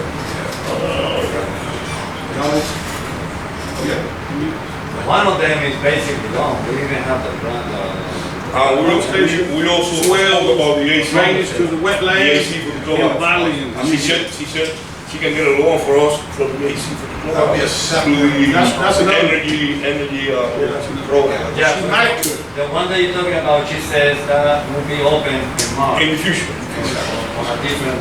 Okay, So, so I'll look this over as well. Thank you. Mr. Chair, that brings us to item 4F as in Frank. Discuss and vote on culverts. I don't know who's gonna handle that. Oh, is that the okay, so I need a little bit of direction. So I've written up a 5-page policy. But when I was writing it, and then I started talking to Emilio and Becky, and I talked to some board members, and I got different views on what was actually voted on. That happens. So, can you give me a little bit more direction, because I need to write up the new. And this is a reference to last meeting? Yes, sir. Okay, no problem. So here's how, I don't know how everybody perceived it, but this is how, so a person from the community has been coming to us, and Mr. Bennett has been involved, who's our engineer, and all of us pretty much have seen it. That's what the Miguel Reyes. Yes, sir, Mr. McGill Reyes. He lives off Horse Club and something. So, I can clear that up. Go ahead. So, everybody's taking a look at it. My thing is, I have several properties and I have culverts as well. Central County is responsible for their part of it, just like the homeowner is responsible for their part. The thing that I see with their, plain as day, and I think Mr. Bennett sees as well, because we've grilled him in certain kind of ways, but he sees it as well. But we're causing that, for some reason or another, we're causing that because of the way our road is pitched. So like for instance, during the rainy season, the material that's coming off of our road is going into that culvert. That culvert is not collapsed. It might be old. I think it's galvanized, if I'm not mistaken. It's not old. I mean, it's old, but it's still functional. Yeah. My thing, what I was trying to say there, it's on a case-by-case basis, but if we are causing that culvert to clog up, it's our responsibility, the way I see it, it's our responsibility to correct that. Yeah. Yeah, I All remember day talking long. about that. Yeah. Now, if you're talking about here going forward, like say for instance, let's just say Mr. Santiago purchased a property, he comes and gets a permit, he installs it correctly, he has a contractor do it, he gets the signed sealed things, boom, boom, boom. Let's just say for instance, we hopefully 1 year start getting into shooting the elevations for all these swells, correct? And we say, hey, by the way, Mr. Daniel Santiago, you live midway down Estribo and Montura. And all of a sudden now, we shot these elevations, your culvert is at the wrong elevation. But when he installed it he met all the criteria for it to go in. Correct. We cannot, hopefully we see it, we cannot tell the homeowner, hey, by the way, you're gonna have to fork it out again because we just changed elevation. Yeah, that's not what we voted on. We were responsible. Again, but I just want to Yeah. clarify the air for everybody to understand. Yeah. Now, if we shoot the grades at a certain grade, and the homeowner doesn't meet those criteria to the It's here. 25 feet, 2 feet depth, 1 feet depth, this, that, and the other, or by some chance, they're doing something and they collapse, they're bringing, let's just say for instance, they're bringing in field. They're bringing in field and all of a sudden it collapses their own culvert. It's their responsibility, in my opinion, to correct that, not Central County. That's how I perceived last meeting. I don't know how everybody else perceived it, but that's how I perceived it. So basically, this board agreed to fix culverts on a base-to-base survey, dependent on the engineer's opinion. Well, We did it So last what week. we're basically saying is that we, with our responsibilities and requirements that by the law that we have to obtain, Can you turn that AC down a little bit? we are also picking up another responsibility that one does not pertain to us. That's not Well, number one. We're not picking up another responsibility. picking up any We're honoring our responsibility. That's Go ahead. correct. There's Okay, two ways to do so have we started on the swell project? that. I don't think so. You asked them this week. No. But, So if we start fixing these culverts, yes. because residents have emailed saying, hey, are you guys fixing culverts? On my diligence, I wasn't here last meeting, please in contact with the office. So if we go around fixing culverts before we even fix the swell, isn't that double nature? Because we were the ones that fixed the culvert. Well, So when do we have to come back in a couple years and say, well, we fixed the culvert back then when there was no swells done, with no elevation, with nothing. So now we're responsible for going back and doing triple the work? No. Listen, first of all, I'll go back to the end. It's ridiculous. Those culverts were under ground level. I mean, he's But gonna have he's to not go in there. the only one. Wait, He's not hold the it. only one. Okay, hold it. He's gonna have to go in there and clean all that up. There's no point in raising that culvert up. First of all, you gotta find what the number is today and see where it's gonna sit. And while you're there, you can clean it all up. That's one swell done. He's on to the next one. And how bad they are determines. But to answer your question as well is, One basis. we have to, as a water control district, listen to our clients when they come here. If they have a legitimate problem with their culvert, their system, and we are causing that problem, we have to attend to it. That's what I'm trying to tell you. It's on a case by case basis. We don't have everybody in Montura knocking down the door and says, hey, you want to be honest with you, probably 25% of them are done illegally in Montura. So that's their problem. I mean, I've seen some culverts, you got plastic on one side and metal on the other side. How that happened, I have no idea. Because it sounds like double nature. If we go to fix Miguel's culvert and then a year or two or 6 months, we go to do the elevation and that culvert needs to be readjusted and changed That's why you because do it one shot. But see, what you don't understand also, you have to take that scenario. Mr. Reyes is the first house on that street. If Mr. Reyes is not flowing water down, we're having bigger issues. We compromise not only his little area, his yard, but our road on that part because water can't move. Water's always going to take the path of least resistance. But if water can't move, we're about three things here. But I've always been told: road, swells, and recreation. no culvert. Culverts Culvert is a part of the swell. Yeah. It's part of the swell, but it's not within our You better get to the books, bro. You better get back into this. So why do we give it permits then? We have culverts that are CCWCD's responsibility, that have caved in, that have been unreplaceable, that we got this promised grant that we haven't even seen $1 of. We've done a lot and in we house. have not touched, not one of them. And if we do touch them, now we're picking up something that's not our responsibility. I get it. If we had it, I have no problem saying, yes, we're gonna fix every culvert here that is on a case-to-case basis. But we have to be mindful as a whole of this community. There are culverts that, yes, they're filled with sediment from the road that been sitting there for years and years and years, and new homeowners come in and they fix it. Why are we now re-justifying? Why are we re-justifying to fixing one individual's culvert after? But there's numerous people that come in here and say the same thing year after year, and after we stay with our motion, saying that we're not going to fix it, we'll fix your swell, and if the problem obtains because your culvert is not to level, then we will adjust it then. But until then, we haven't even touched swell. So it's a double notion. We're gonna fix all these culverts because I know it's gonna happen. Then years come, oh, you have 300K in deficit because now you have to go back and readjust all these culverts that we raised our hand to take responsibility for, as well as fixing the culvert. So you're saying You're not listening to what I'm saying while you're there, you're gonna fix the swell. If you're there and it pertains, you're gonna get it all. That's crazy. You're not gonna go raise culverts and walk away and leave. That's the stupidest thing I ever heard of. But that's common sense. That's part of it. But it's on a one-to-one basis. We're gonna go look at it. So that's a very good question. Becky, can you and Herminio provide to the board how many people that we have that come in and said they needed their culverts changed? But I thought wait, hold on. we're using our engineer. Hold on. I'm here now. I'm the chairman here. Can you get that information of how many people that have come to presented themselves, presented their issues to Central County that they needed their culverts changed? There has been plenty people. Where are they? There's not a list because I need them. Until the last meeting, we were not responsible for the culvert. We have, if you go back several meetings. In the meeting? Yeah, we go back several meetings. And that's the great thing about democracy.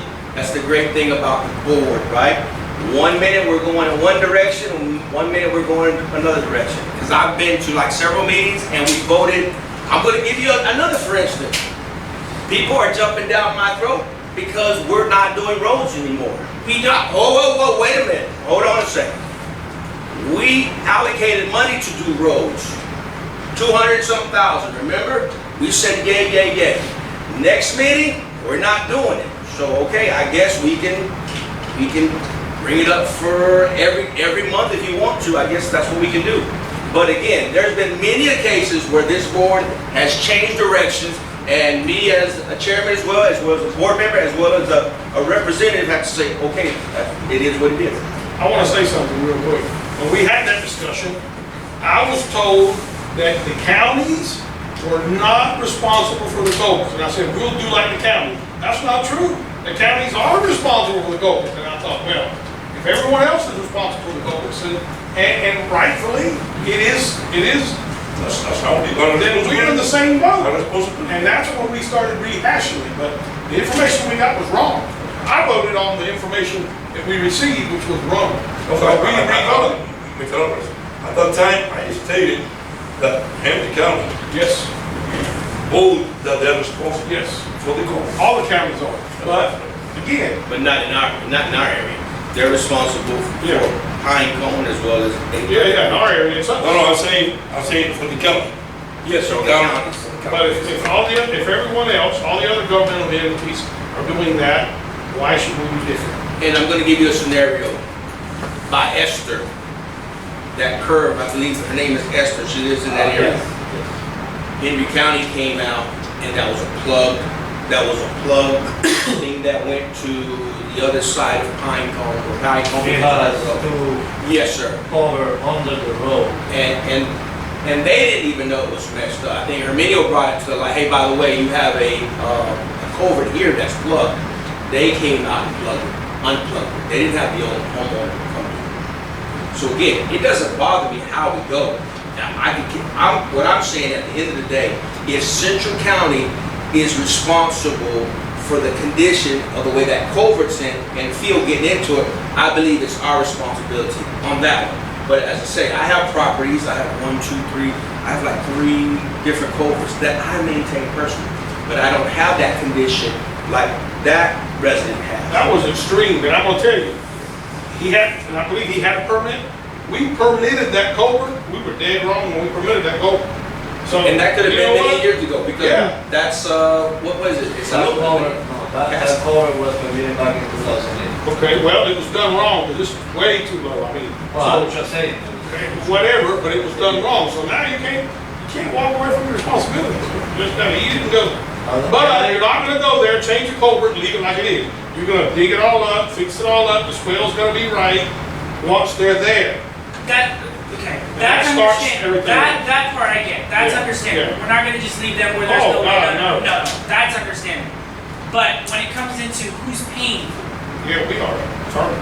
We labor, permitted it. we material, permitted what exactly are we paying for?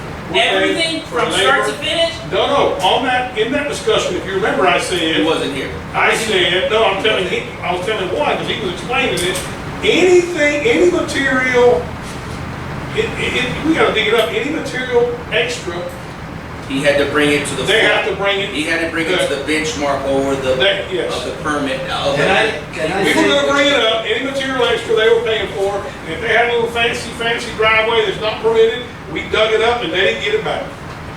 I'm sorry, can I ask 2 things? No, but go ahead.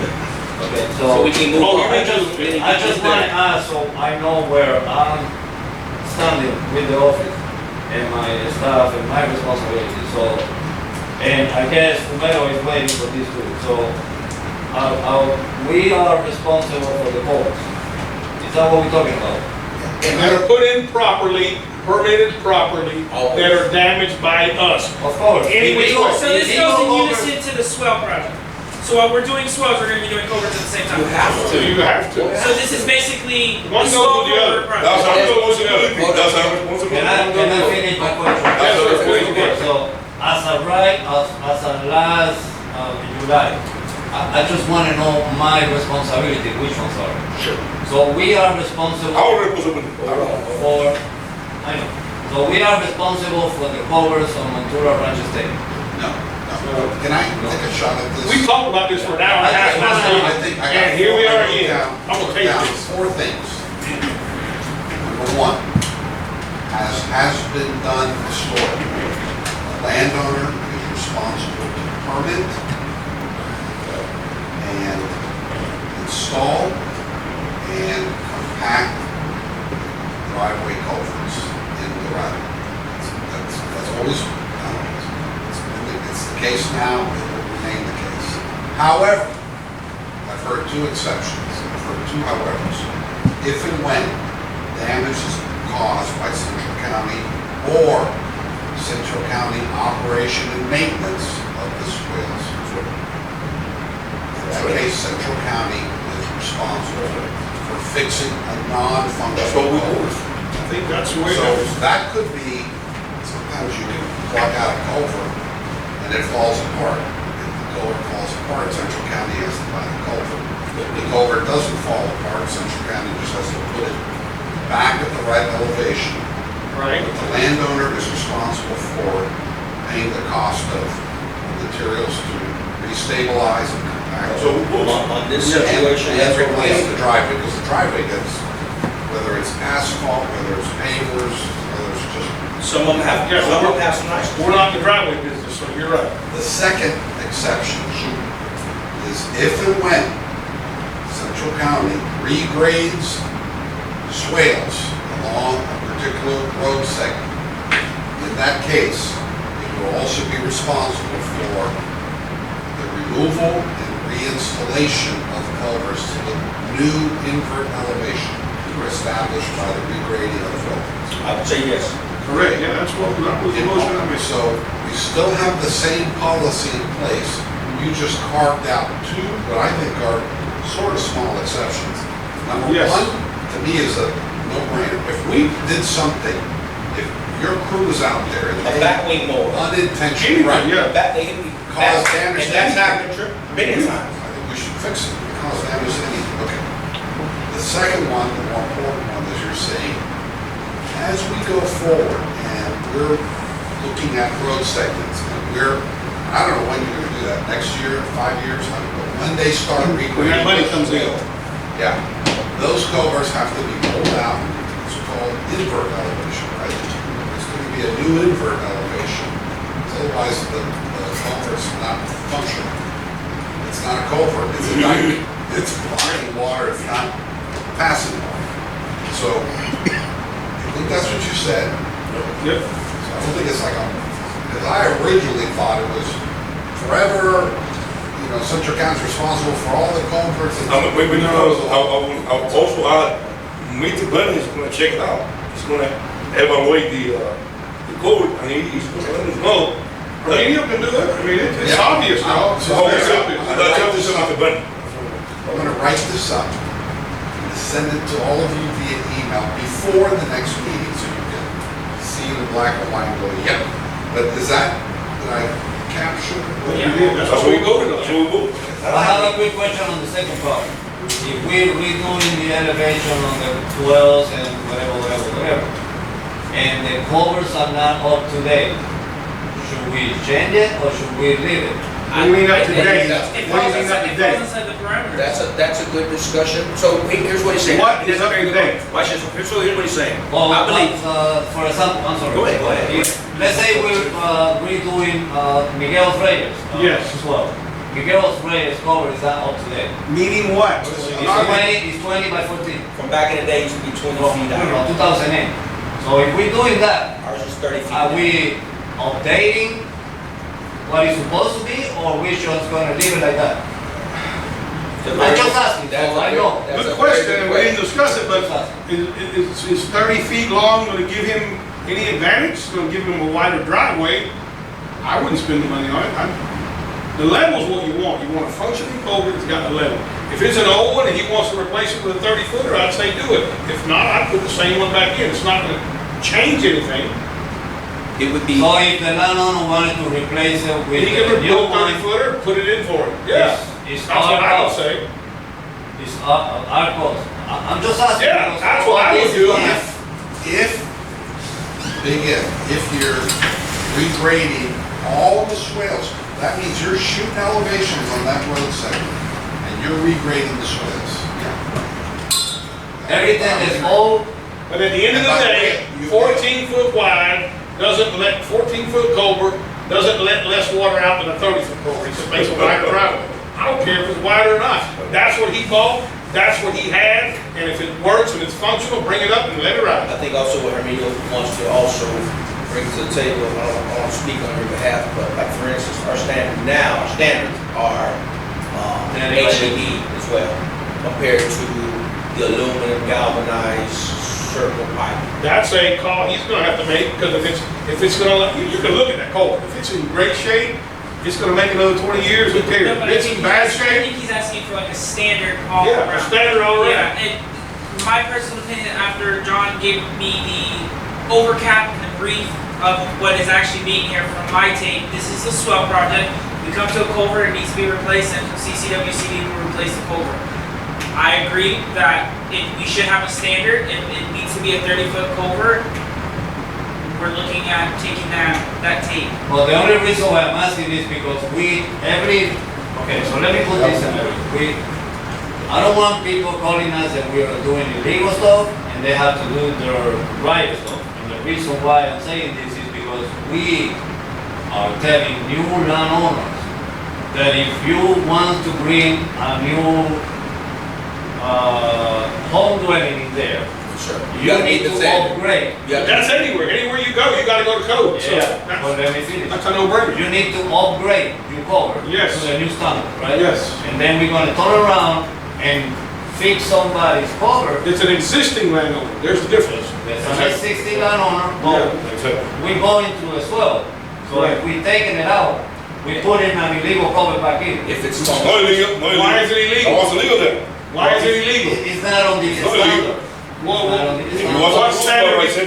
standard are you talking about? The length? 30 by 18. Does the length have anything to do with water flow? No, Yes it's or no? not. No, it's Then not. that's, you answered your own question. It does have something to do though, but the extra length keeps the ends from getting crushed in. So So You can make a wider, So the standard, Wider radius. so what you're recommending is that we keep it at a 30-foot standard? that's why. That's what the standard is. So you need what, you need? 30 by 18. You need 16 more feet so you don't crush the ends. Come on, guys. Y'all can sell that somewhere else. We ain't selling it here.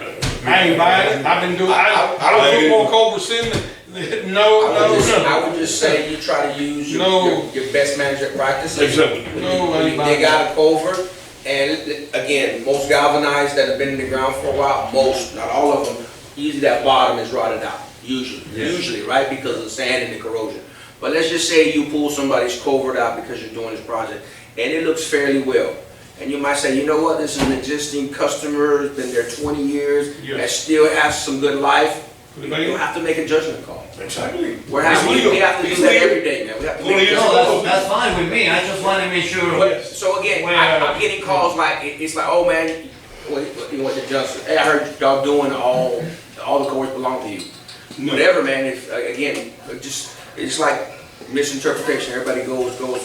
My thing is, and I do want that, Becky, is as these complaints come in, we definitely need to look at them because they're on a case-by-case basis. Yes, and we said it, case by case. And I think you had another exception, that if you got to a particular culvert driveway and it was never permitted, Yes. all bets are off. No, that's, yeah. Yeah, it was coming up, you were fixing your swell, and it was up to them to put it in correct. Yeah, no, We talked about that before. That is clear. Yes. That's not. Because unfortunately, as we drive, all of us drive around here, and we see Monterey is being populated. I like that one. I like that I see all kind of material that doesn't even look like the Let's cover material your- that's let's cover your- supposed to be. But again, hopefully our system catches it, or when it comes, the push comes to shove, hey, by the way, you know what?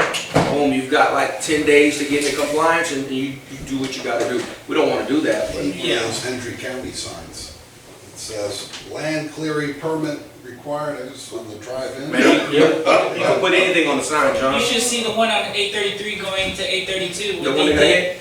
They didn't get hit. They took that thing down. They They took that thing Let's down. go. So are we clear? We spent an hour and a half on this last time. Write it down, send it I to will forward. write this up as a policy, and I will send it to you before the next meeting, so you can all review That's it. good, thank you. And, okay, I got And it. let's not forget, the reason why we're doing this is because I asked Mr. Fumero to do a letter that we can send to the landowner because of the dirt that they need to Right.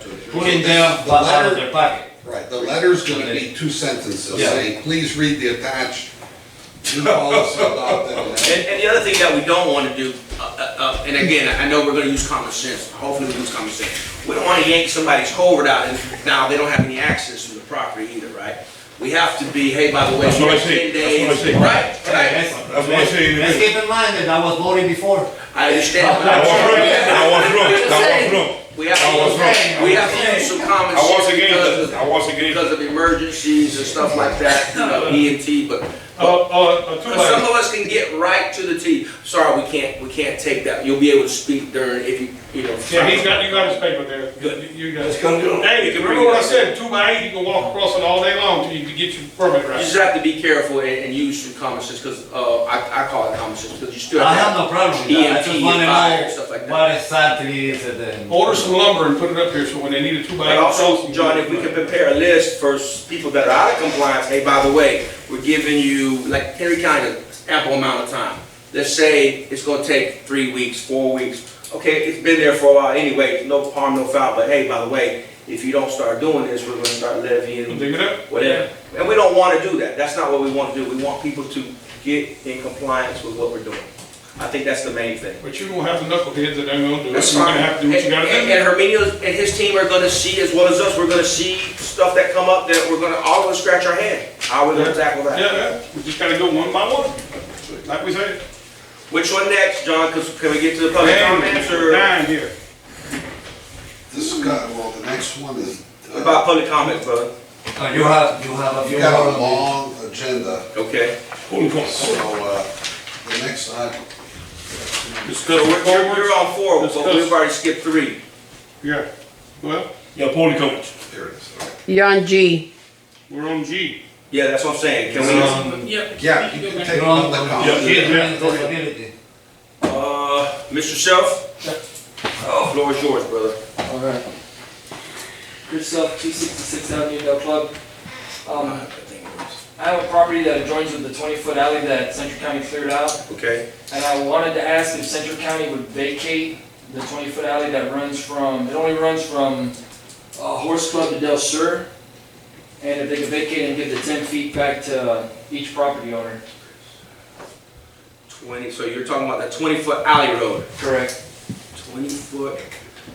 Yeah. I'm writing it down, sorry. Okay. Keep going. Yeah.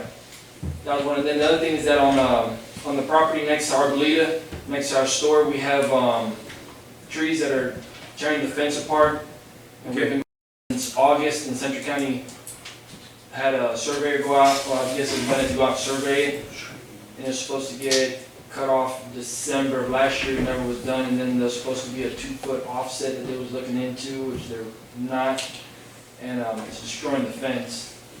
So I was just wondering when Central County's gonna kind of look into it or something. Good. All right, anything else? No. John or Mr. Bennett, you want to discuss about the alleyway, how that works, so even the board knows what we're talking about? That 20-foot alleyway, that 10 and 10 that runs from, I believe it actually runs from Avenida del Sur all the way down to Avenida del Club, all the way onto the all the way down. Yes, yes. How does was that plotted, or how does that? Can you explain to the board? Probably in that area that was platted, and that's the alleyway. So does that need to stay, or can like what he proposes, that we give 10 foot back to all the owners along that? Is that a reasonable request, or is that, how does that work? What is the request he's asking? On the plat, I'm just going by memory, but I think the version called plat. It was vacated and given back to the developer. I don't know the board. Vacated, given back to the landowner. So let me, first of all, because that's not a job, but it's on the face of the plat, I believe. And if it's on the face of the plat, you would have to go in and modify the plat. So assuming there's no reverter clause, you have two adjacent owners on a government right of way. Those two adjacent owners, assuming the government wants to vacate it, those two landowners be entitled to each get paid. That's been done before. Sure. So I was going that way. Yeah, and in fact, it was done in My father was helping. It was done in my neighborhood too. There was an empty lot that was never, and the two adjoining landowners split it.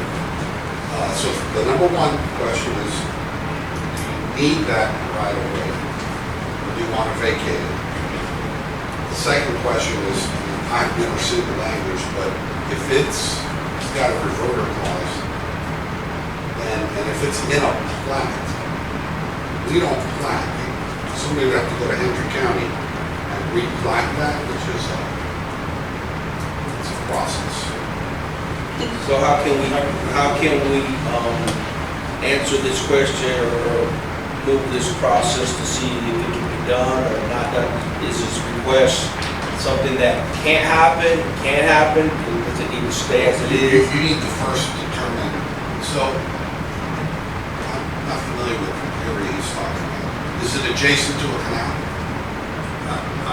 Without having a plat in front of me. No, sir, it is. Behind the group.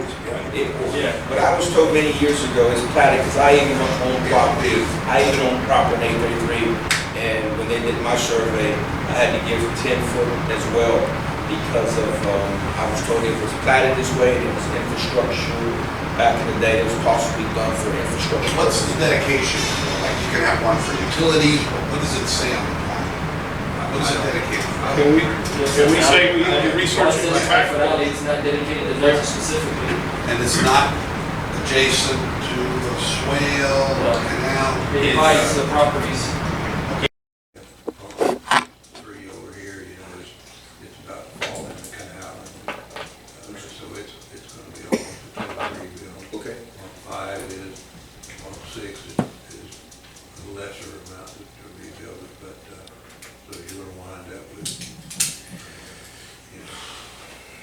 shape and pump station when we get finished. Okay. But we'll hopefully get that all finalized by about the first week of July and get to the county engineer, and they'll be scheduling the bidding and all that. All right. Anybody have any questions for the engineer's report? I've got one, Mr. Bennett. If you can look to possibly upgrading our pump station to some type of, even if it's grant funding in the future, some type of telemetry, as well as working off transducers. So let's just say, for instance, our district manager during a storm or before the storm, he sees the levels of every pump station. He knows if where the levels are at, what's going on. He can see how long that pump's been on or off. I know it's not that difficult, you know, with level transducers, floats, all kinds of stuff. But I think we're doing some things really old school manually, and that's fine to a degree, but there's some very important information that a lot of us need, like this, that, and the other, and we can see what's going on. Just like, for instance, when you guys finally noticed what was going on over there, when that property was gushing into that canal, yes. But if we had telemetry, we were like, oh my God, our pumps have to be running. You know, there's no choice. So a lot of stuff they can run automatically. Yeah. You know, those types of things. So I'd like to see if it's possible with grant funding and a little bit of some good engineering. Yeah, that may be something, and that's not something that I do, but Understood. But that may be something that we can include in some of the. I know Johnson Engineer can do some stuff. Yeah, they can help. We've got. We have access to do that. Okay. But yeah, that may be something we can include. I'd like to look into something like that if possible. I know it's good. I think it's good money well spent. Yeah. Mr. Mata, I remember now what I was going to ask our No, you can bring it up on your. Don't mind. Write it down so you don't forget. Yeah, that's what I was gonna say, write it down so we. Mr. Boyd, Treasurer Report. That happens to me too. Mr. Boyd, you got the floor. Hey. We've already talked about the audit and the budget and so forth, so as far as, we're in the 8th month of May. Are you okay? We spent $250,000 in total disbursements this month. We've got $268,607 left in receivables and money in taxes. We collected $142,000, mostly all current taxes. Okay. Our collections are $213,000 higher than the year before, because of the tax increase. Understood. Delinquent taxes are down because we've been getting so many of them the last few years already. For sure. And as far as the budget for this 8 months, we are overspent, and the budget is taking more money because of the price increase in gas and all the things we talked about. So we're projecting it out just compared to 8/12 of the total budget. We'll end up about $400,000 over years. And we've handled that with the tax increase and so forth, so maybe just going into that in a lot of detail. That's basically it. I have, go ahead. Yeah, that's, we covered the budget and the audit. So good. Ken, any questions for the treasurer's report? I've got one, Mr. Boyd. Okay. Next fiscal year. Right. I know it's not probably the best thing to do, but since we have columns and we have allocated funding for everything, let's just say, for instance, because what I don't want to do is continue on this path. So let's just say, for instance, we're going to knock out whatever, it could be insurance, right? Right. We have, let's say $100,000 for insurance. Right. So we have 12 months, you divide that per month. This is where you need to be at per month, boom. Right. And then if we're not there, I'd like for a flag to be, and explain to the board, hey, what happened in this month? What happened in this month? And I'd like for us to get this report, hey, by the way, this happened. we had an emergency, that's why you see more fuel being spent. I think we have to do more checks and balances here. Not that we're not working, I'm not saying that we're working, but again, we have to give an account for this. So like for instance, there's let's say for instance, it's $250,000 in fuel, we're gonna use that one. There's 12 months, you divide it 250 by 12, there's so much allocated per month. So we can say, hey, by the way, Mr. Arminio, this is where we need to be. Right. So we just have a better understanding of what's going on. Not saying Starting that with the next fiscal year. correct, yes, sir. Yes, sir. Because even with training, I know a lot of times, like fuel, I know we probably hit that out the roof. What we spent at the clubhouse, you know, fixing that pool a couple of years back, I know we probably hit the, but I want like little flags to pop up. And hey, by the way, board, here's your report. You're over in this category. Right. Okay. Anybody disagree? I agree. Just to be a little bit on top. Thank you for your report. Mr. Romero? Attorney report? We've gone through most of the things drafted the new contract for the auditor, researched the special needs obligations for children during summer camp, researched Florida Medical Leave Act policy for Central County employees. Yep.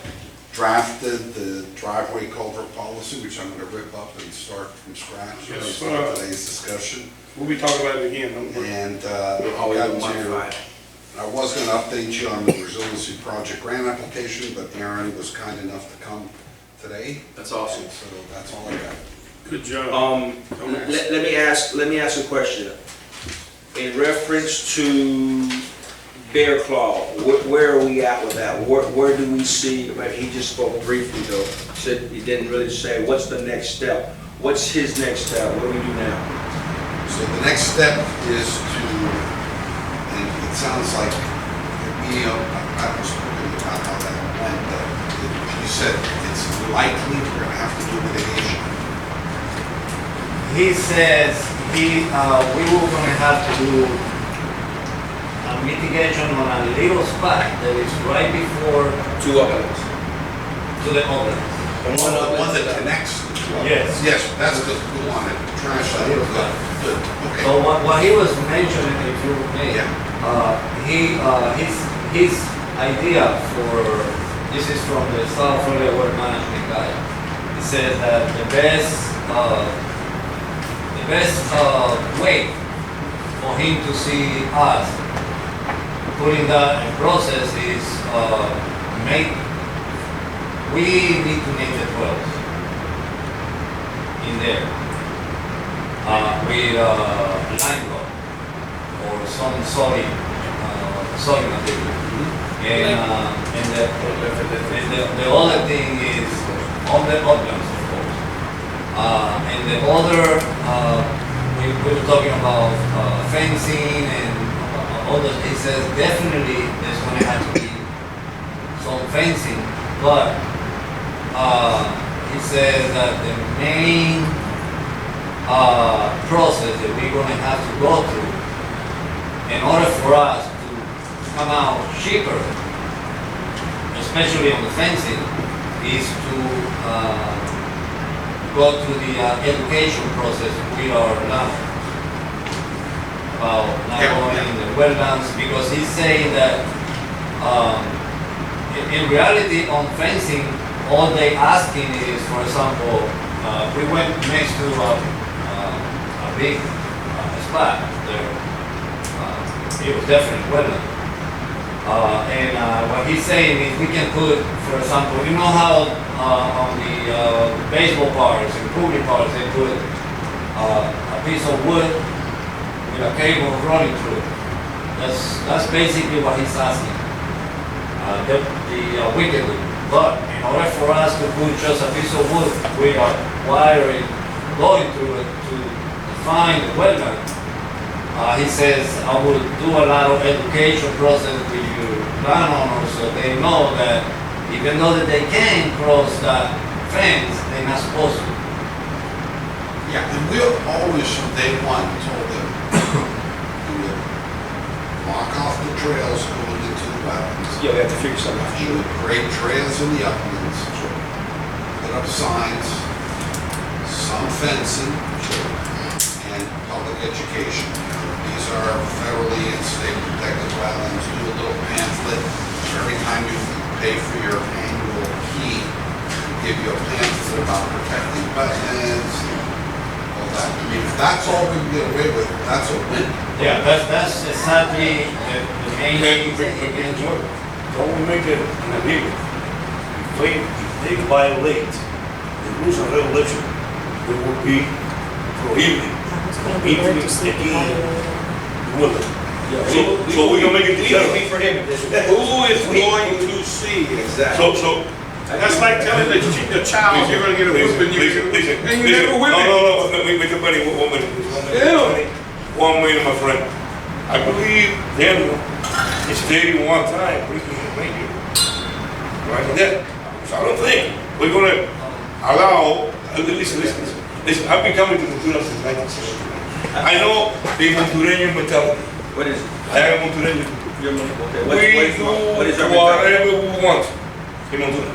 Thank you for I know the mindset of the Montura. That's not my mindset, but go ahead. I must not be Montureño. Hey, I don't He's say. from Hialeah. He's no. I'm a hunting Italian. He's from Hialeah. No, you said you're from Hialeah. No, I'm from Hialeah. I'm from Hialeah. Get us back on track. Go I'm ahead. from Cuba. I was born in Cuba. I got you. Get us back on I track. Go came ahead. over here when I was 15. And I was I finished. May. I'm born in Cuba. So, that says that we should put a ranger in there, which I agree. Because if we don't put a ranger in there, guess what? You can put that line there, the cable. You can put a fence. You can put whatever, and Bunny can tell you. And then we go through that. We did it before. When they drink 6, 7 beers, then we go through the fence like a If you let me finish, you will but have. if we put a ranger in there, if somebody violates the rules and regulations, it's signed, they make a report and say this person violated the rules and regulations. They will send it to you, and then we prohibit that person from enter for life into the rest of the Let him finish before. Let him finish. Oh, okay. So the other thing that, the other two things that he was concerned about it, besides the education and trails and all that, and the fencing, was the next thing he mentioned is before any of that happened, we will have to recover every single pothole there is on every single trail on the wetlands. In other words, we will have to spend the time going through the trails and wherever there's a bump, we have to level it. Go ahead. Everywhere there is a bump on the wetland, not on the upland, on the wetland, we will have to go through it and level it and fix it. And the last thing, of course, all these are recommendations that South Florida Water Management would present at some point. You guys are the board, you can take it or leave it. Sure. And the last thing he said he was strongly recommended is grinders inside the reservoir. We have to. Because he had his hand up. Go ahead. You got the story. What the same people that advised him this were the same people who have told me that the reservoir will have to go through standards as a forestry or a national park standard because this is a wetland with an ecosystem. So it's not that we're making it accessible to ATVs, we're actually making it where it's like a recreational park where you can walk through, this tree with a little plaque. If we add all of these other factors and say we're going to use ATVs and four-wheelers, it's basically us taking care of the clubhouse, pouring all this money into the clubhouse just for someone to come on the weekend with their family from Miami. I got a key, let all 20 of us go in and damage that. Then we have to go back, all these walkways, all these paths are no longer here, we have to go replace it. It's a waste of money. Well, what he means by that is, you see when you drive to... You've been disconnected for a year because that haven't happened in like 2 years. Right, so when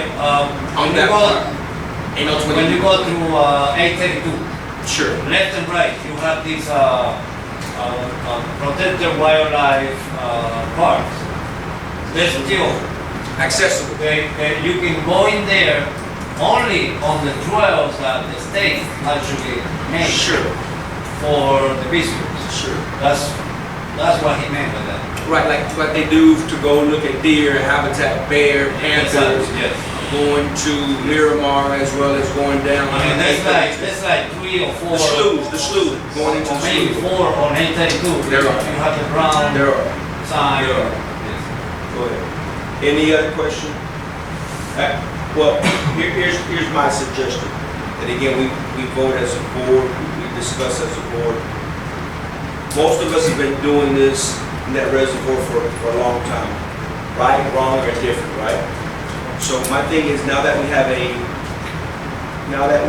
grant writer and there is funding, is there a possible way to make this happen that we ride legally, put a master plan in place? Because I see that as a special place, meaning we can educate, we can have fun events, we can be educational, and also protect the environment at the same time. Now, how it's going to work, I have no idea. But that's one thing I would like to preserve. Is it going to cost money? Yes. We might have to get a business partner, or we might have to lease it to somebody if we're not willing to take it on. But I don't think it's, if we plan on doing it, yes, it's going to cost money. But I think if we have a plan in place, and I'm pretty sure South Florida Water Management and other entities would help us to make it happen. That's just my 2 cents.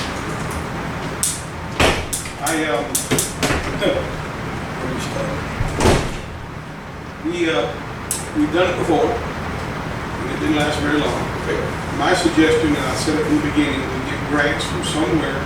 We need about 16-foot wire, fence all the way across it, with razor wire on top. That's the only way you're gonna keep these people out of the damn wetlands, because they don't care.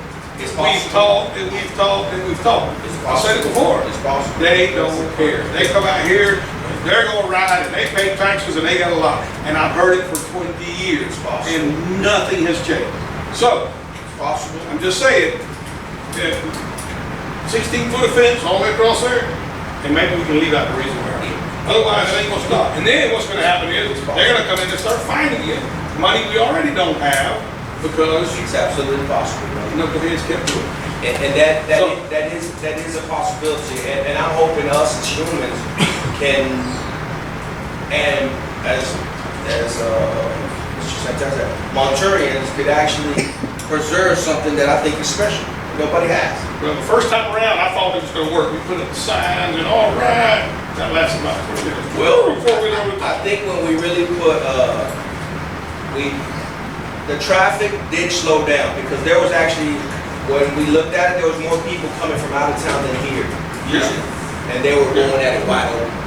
They've been closed ever since, so. But I did tell them when we met that day that we needed to cover those swells up. I said, no, y'all gotta leave alone. So now they're agreeing to cover them up. Good. So John, my thing is you can give me a recommendation all day long. I want something from South Florida Water Management as well as I want something from our controls. What is our next step going forward if we want to go forward? I don't want to hear recommendations. I want to see it on the letterhead. Next step is we're going to have to file a permit application to do all that stuff. So let's see. Well, that's where. You know what? When this lady submits this stuff now, maybe you can squeeze a fence in there to protect the wetlands. Well, she said that the wetlands was a big deal. So now you ask for money for this, that, and the other, and then you want a fence to protect the wetland. I'm telling y'all, that is a foolproof plan. Put it in there. Well, that was, just keep in mind, that was everything that was said in there. Bear Claw still, he's gonna put out. Yeah, he's our consultant, yes. He's gonna put out whole So thing. ask about that, John, where's our report, as well as, from this, we want to see something from also from South Florida Water Management, what they're at, where their stands is at. Right. I think we know. It's now, so. No. They're not gonna write us a letter. No. They're not gonna, Okay. we can write them a letter and they'll go, yeah. Okay. But they're not gonna, let's work with our consultant. their stance is when they issue us a permit. Gotcha. So we're gonna have to prepare a permit application, file it, take 6 to 8 months for them to review and issue a permit.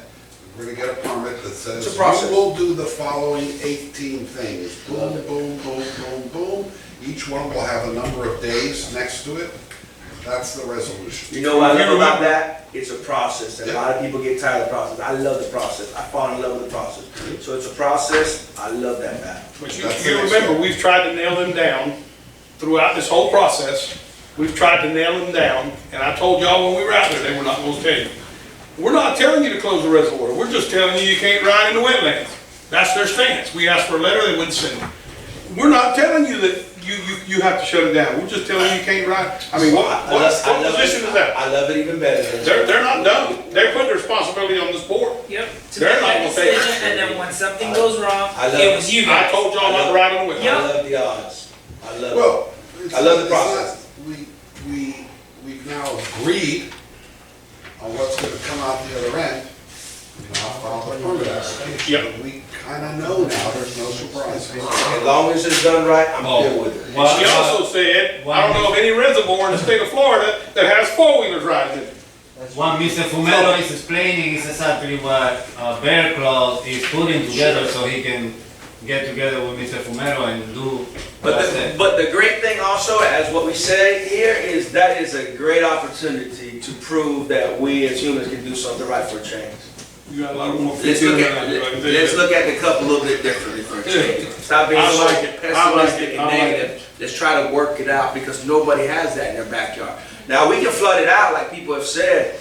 That's a shame because there's a mosquito haven, but whatever. At least I can say I Mosquitoes tried. and money. Mosquitoes and money. At least I can- That's at the least I answer to tried. our money problem right there. If we Well, really he think, did if we really think it's mention, vital and important, I You think know, the it's. South Florida Water Management did mention that we have a lot of ways to, resolve that Of problem course you do. without impacting the wetlands. I agree. Yeah. So The fence. I look forward to that. Flood the wetlands and ride in the uplands. With that being said, so we beat that dog to death, so Yeah. let's go to the supervisor report. Mr. Santiago, you have the floor. So I went to Waste Connections, spoke with a couple of heavy dogs in there. Brought some information and contracts that were drafted years ago, before our time.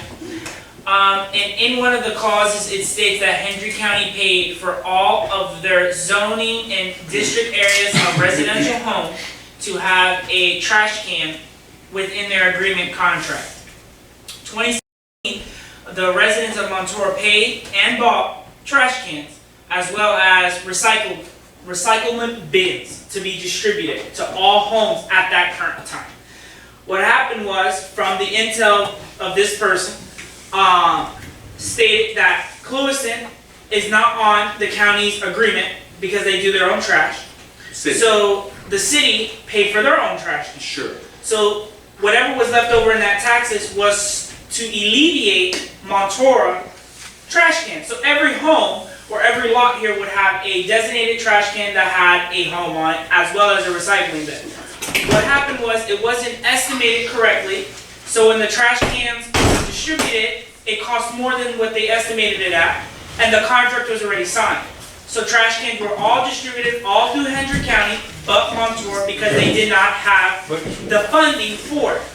So what they said was years have passed, and they stated in their contract Montour is supposed to get trash cans. What happened was it was basically thrown under because nobody at the county level, as well as Central County, brought it up to their attention that trash cans were supposed to be distributed here. So my question and my follow-up question was to this person who works at Waste Connection was, can I get the funding back that was not assessed in our contract? And this person told me that they'll be leaving the company soon enough, that we can take that funding up to the county and tell the county, well, we paid for it in our taxes, we didn't get the trash cans, and on the agreement that you guys signed, Hendry County, we paid blah, blah, blah, I think it was 2 something extra. If we don't get cans, can we get the money back? And from the clause inside the contract states, either we as taxpayers or CCWCD receive the money, or they'll distribute the cans. Most likely, they're gonna end up distributing the cans. The only way that we put that fight is this board has to draft a letter or send a representative with a letter or we could send John to a county commissioners board meeting requesting that we receive the cans from that. As well as that we receive some say on the new contract that's supposed to be drafted of 2024, because as them covering us, they also cover a portion of LaBelle and a couple other areas now. Every other city that Waste Connections manage all states the same thing.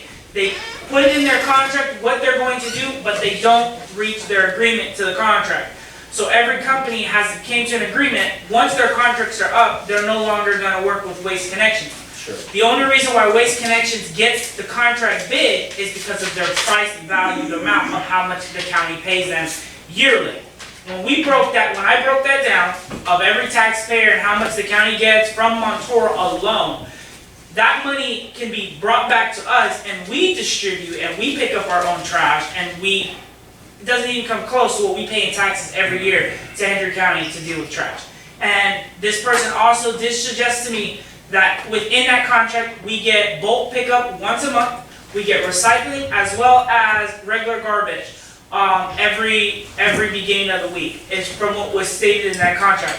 We don't have the authority to go after Waste Connections, but we do have the authority to bring it up to the county regarding, we're one of the people who amend this service, and this is from basically a vendor that the county pays, and we all pay taxes. Correct. We don't want them no more, and something needs to be done. But it has to be a board push. It can't be any individual one of us. But on the funny note, this individual actually gave me one of our cans from Montour. It's about all you're gonna get. Yep. That's your can? That's our can. That's our can right there.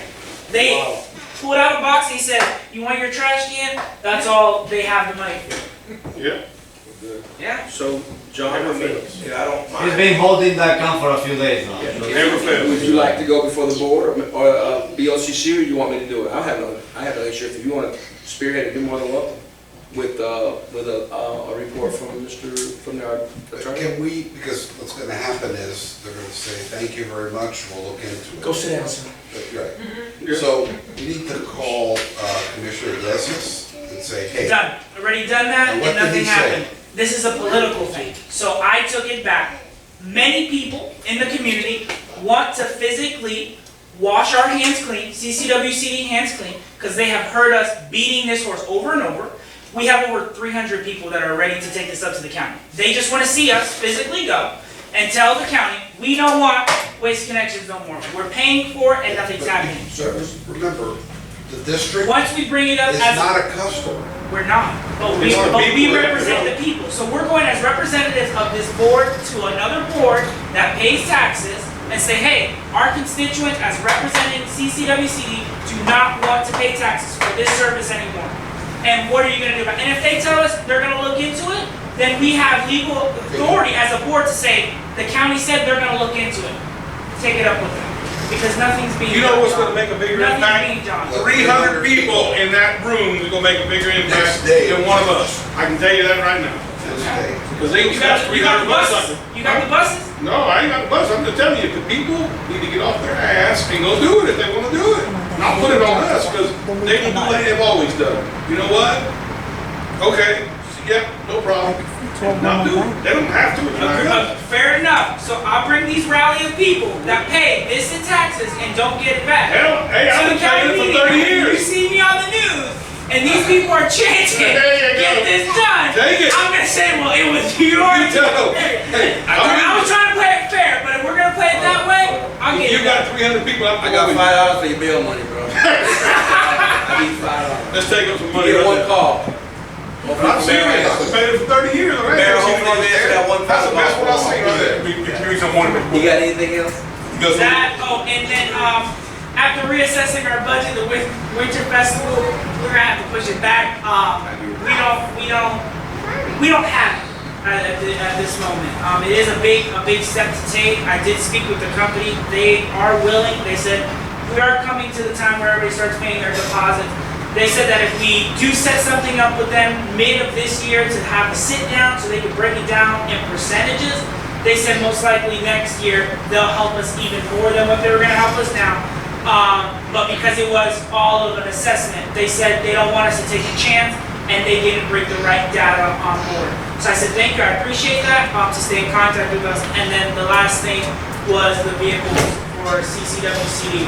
I have a good friend right now that can get us some assistance from the federal government for getting the trucks and bringing the price down more than what it is now because of how the market is, but it's not promised. So they said we either make a move on it within a month or two. If not, we're looking at paying full value price next go around for trucks. We left it in the budget though, we didn't take it out of the budget. No, exactly, but it may increase or, depending on the market value at that time. Can they wait until October or so, where we have to wait already? Because it is on the budget. Yeah, it's in the budget, we didn't take it out. Okay. We I'll let them know, see if they can Yeah. hold it and pull it.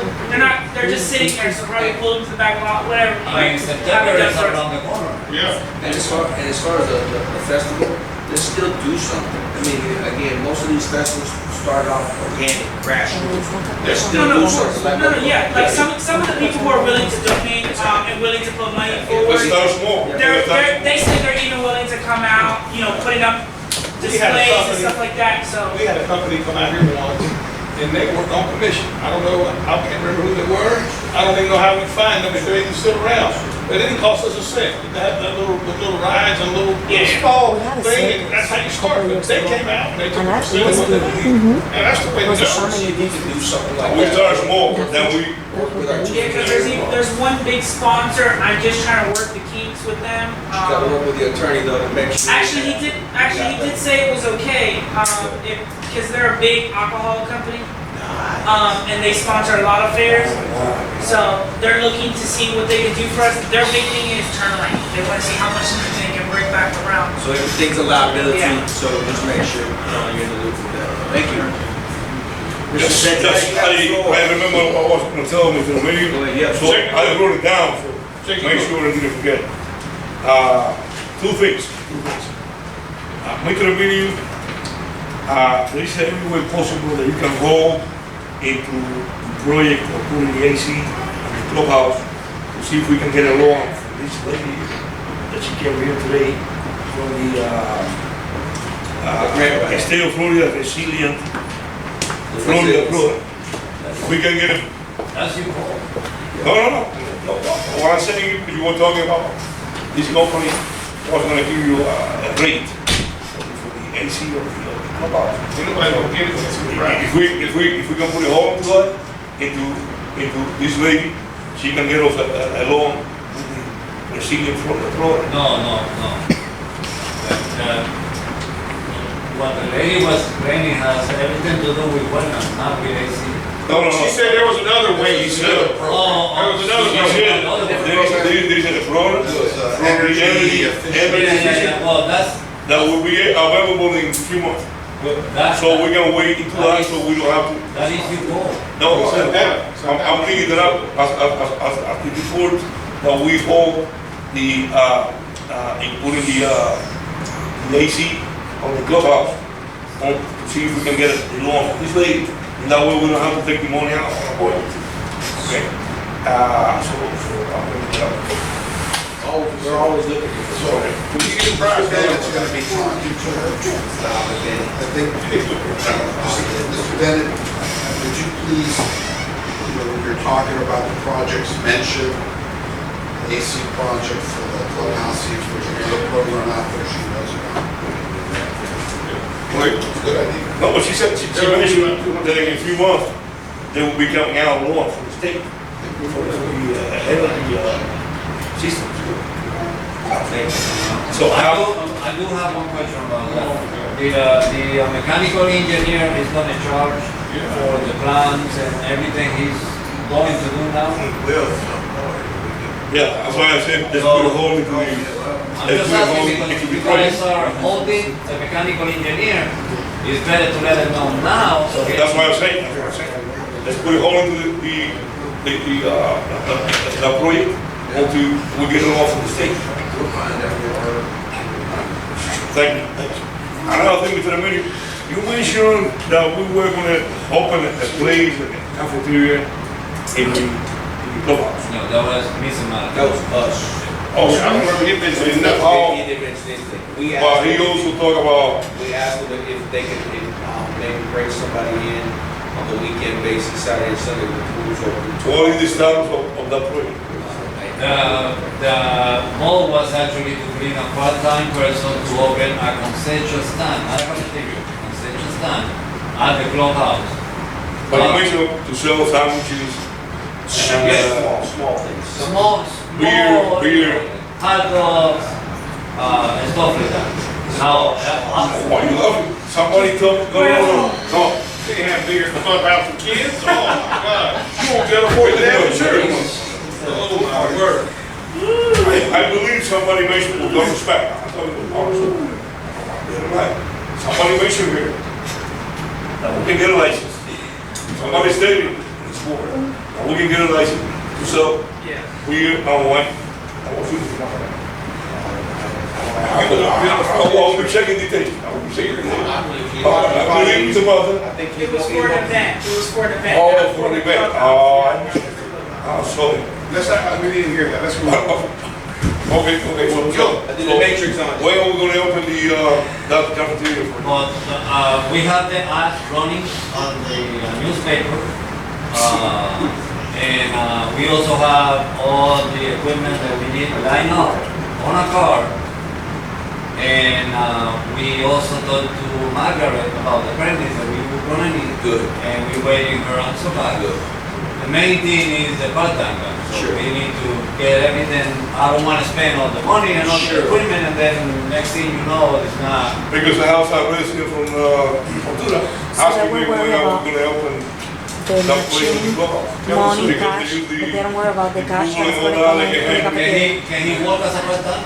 Who? Person Let that Asking. me tell you, it's a lady, she's my age. Can she work as a You're part-time? working part-time. I'm gonna ask her. Tell her to come and apply for it. Maybe she I Me will suele try to factor get son. somebody for a part-time Come. thing there. But then See, she got if you put the wine on beer, I want the part-time. I want. What's your next question? What's your next question? That's it. That's it, good. Thank you for your report. Mr. Alvarez, floor is yours. My report is, let's adjourn. Almost. Good. And as far as myself, I just want to make sure going forward that we continue to be as good stewards as much as possible. Mr. Bennett, really gonna rely on you for some of these projects because, as you well know, the industry's gone up 30 to 40% on a lot of these costs, so that 1.6 is not gonna go very far. But also, John, just make sure we work with our grant writer. If there's stuff out there, special projects that our supervisors might know about, or special things that we get them in a timely manner, because it's always, we're having to fight. We're not the only ones searching for them dollars. There's everybody else. So other than that, I appreciate everyone. Thank you for being patient. Everybody for coming out. We appreciate it. Let's continue to try to make Monterey a better place to live. Thank you. Thank you, sir. Meeting. Can I get a motion for adjourn the meeting? Motion, so moved. We have a motion on the floor by Santana. We have a second by Mr. Alfred. All in favor? Aye. All right. Give me some of that beer and wine now.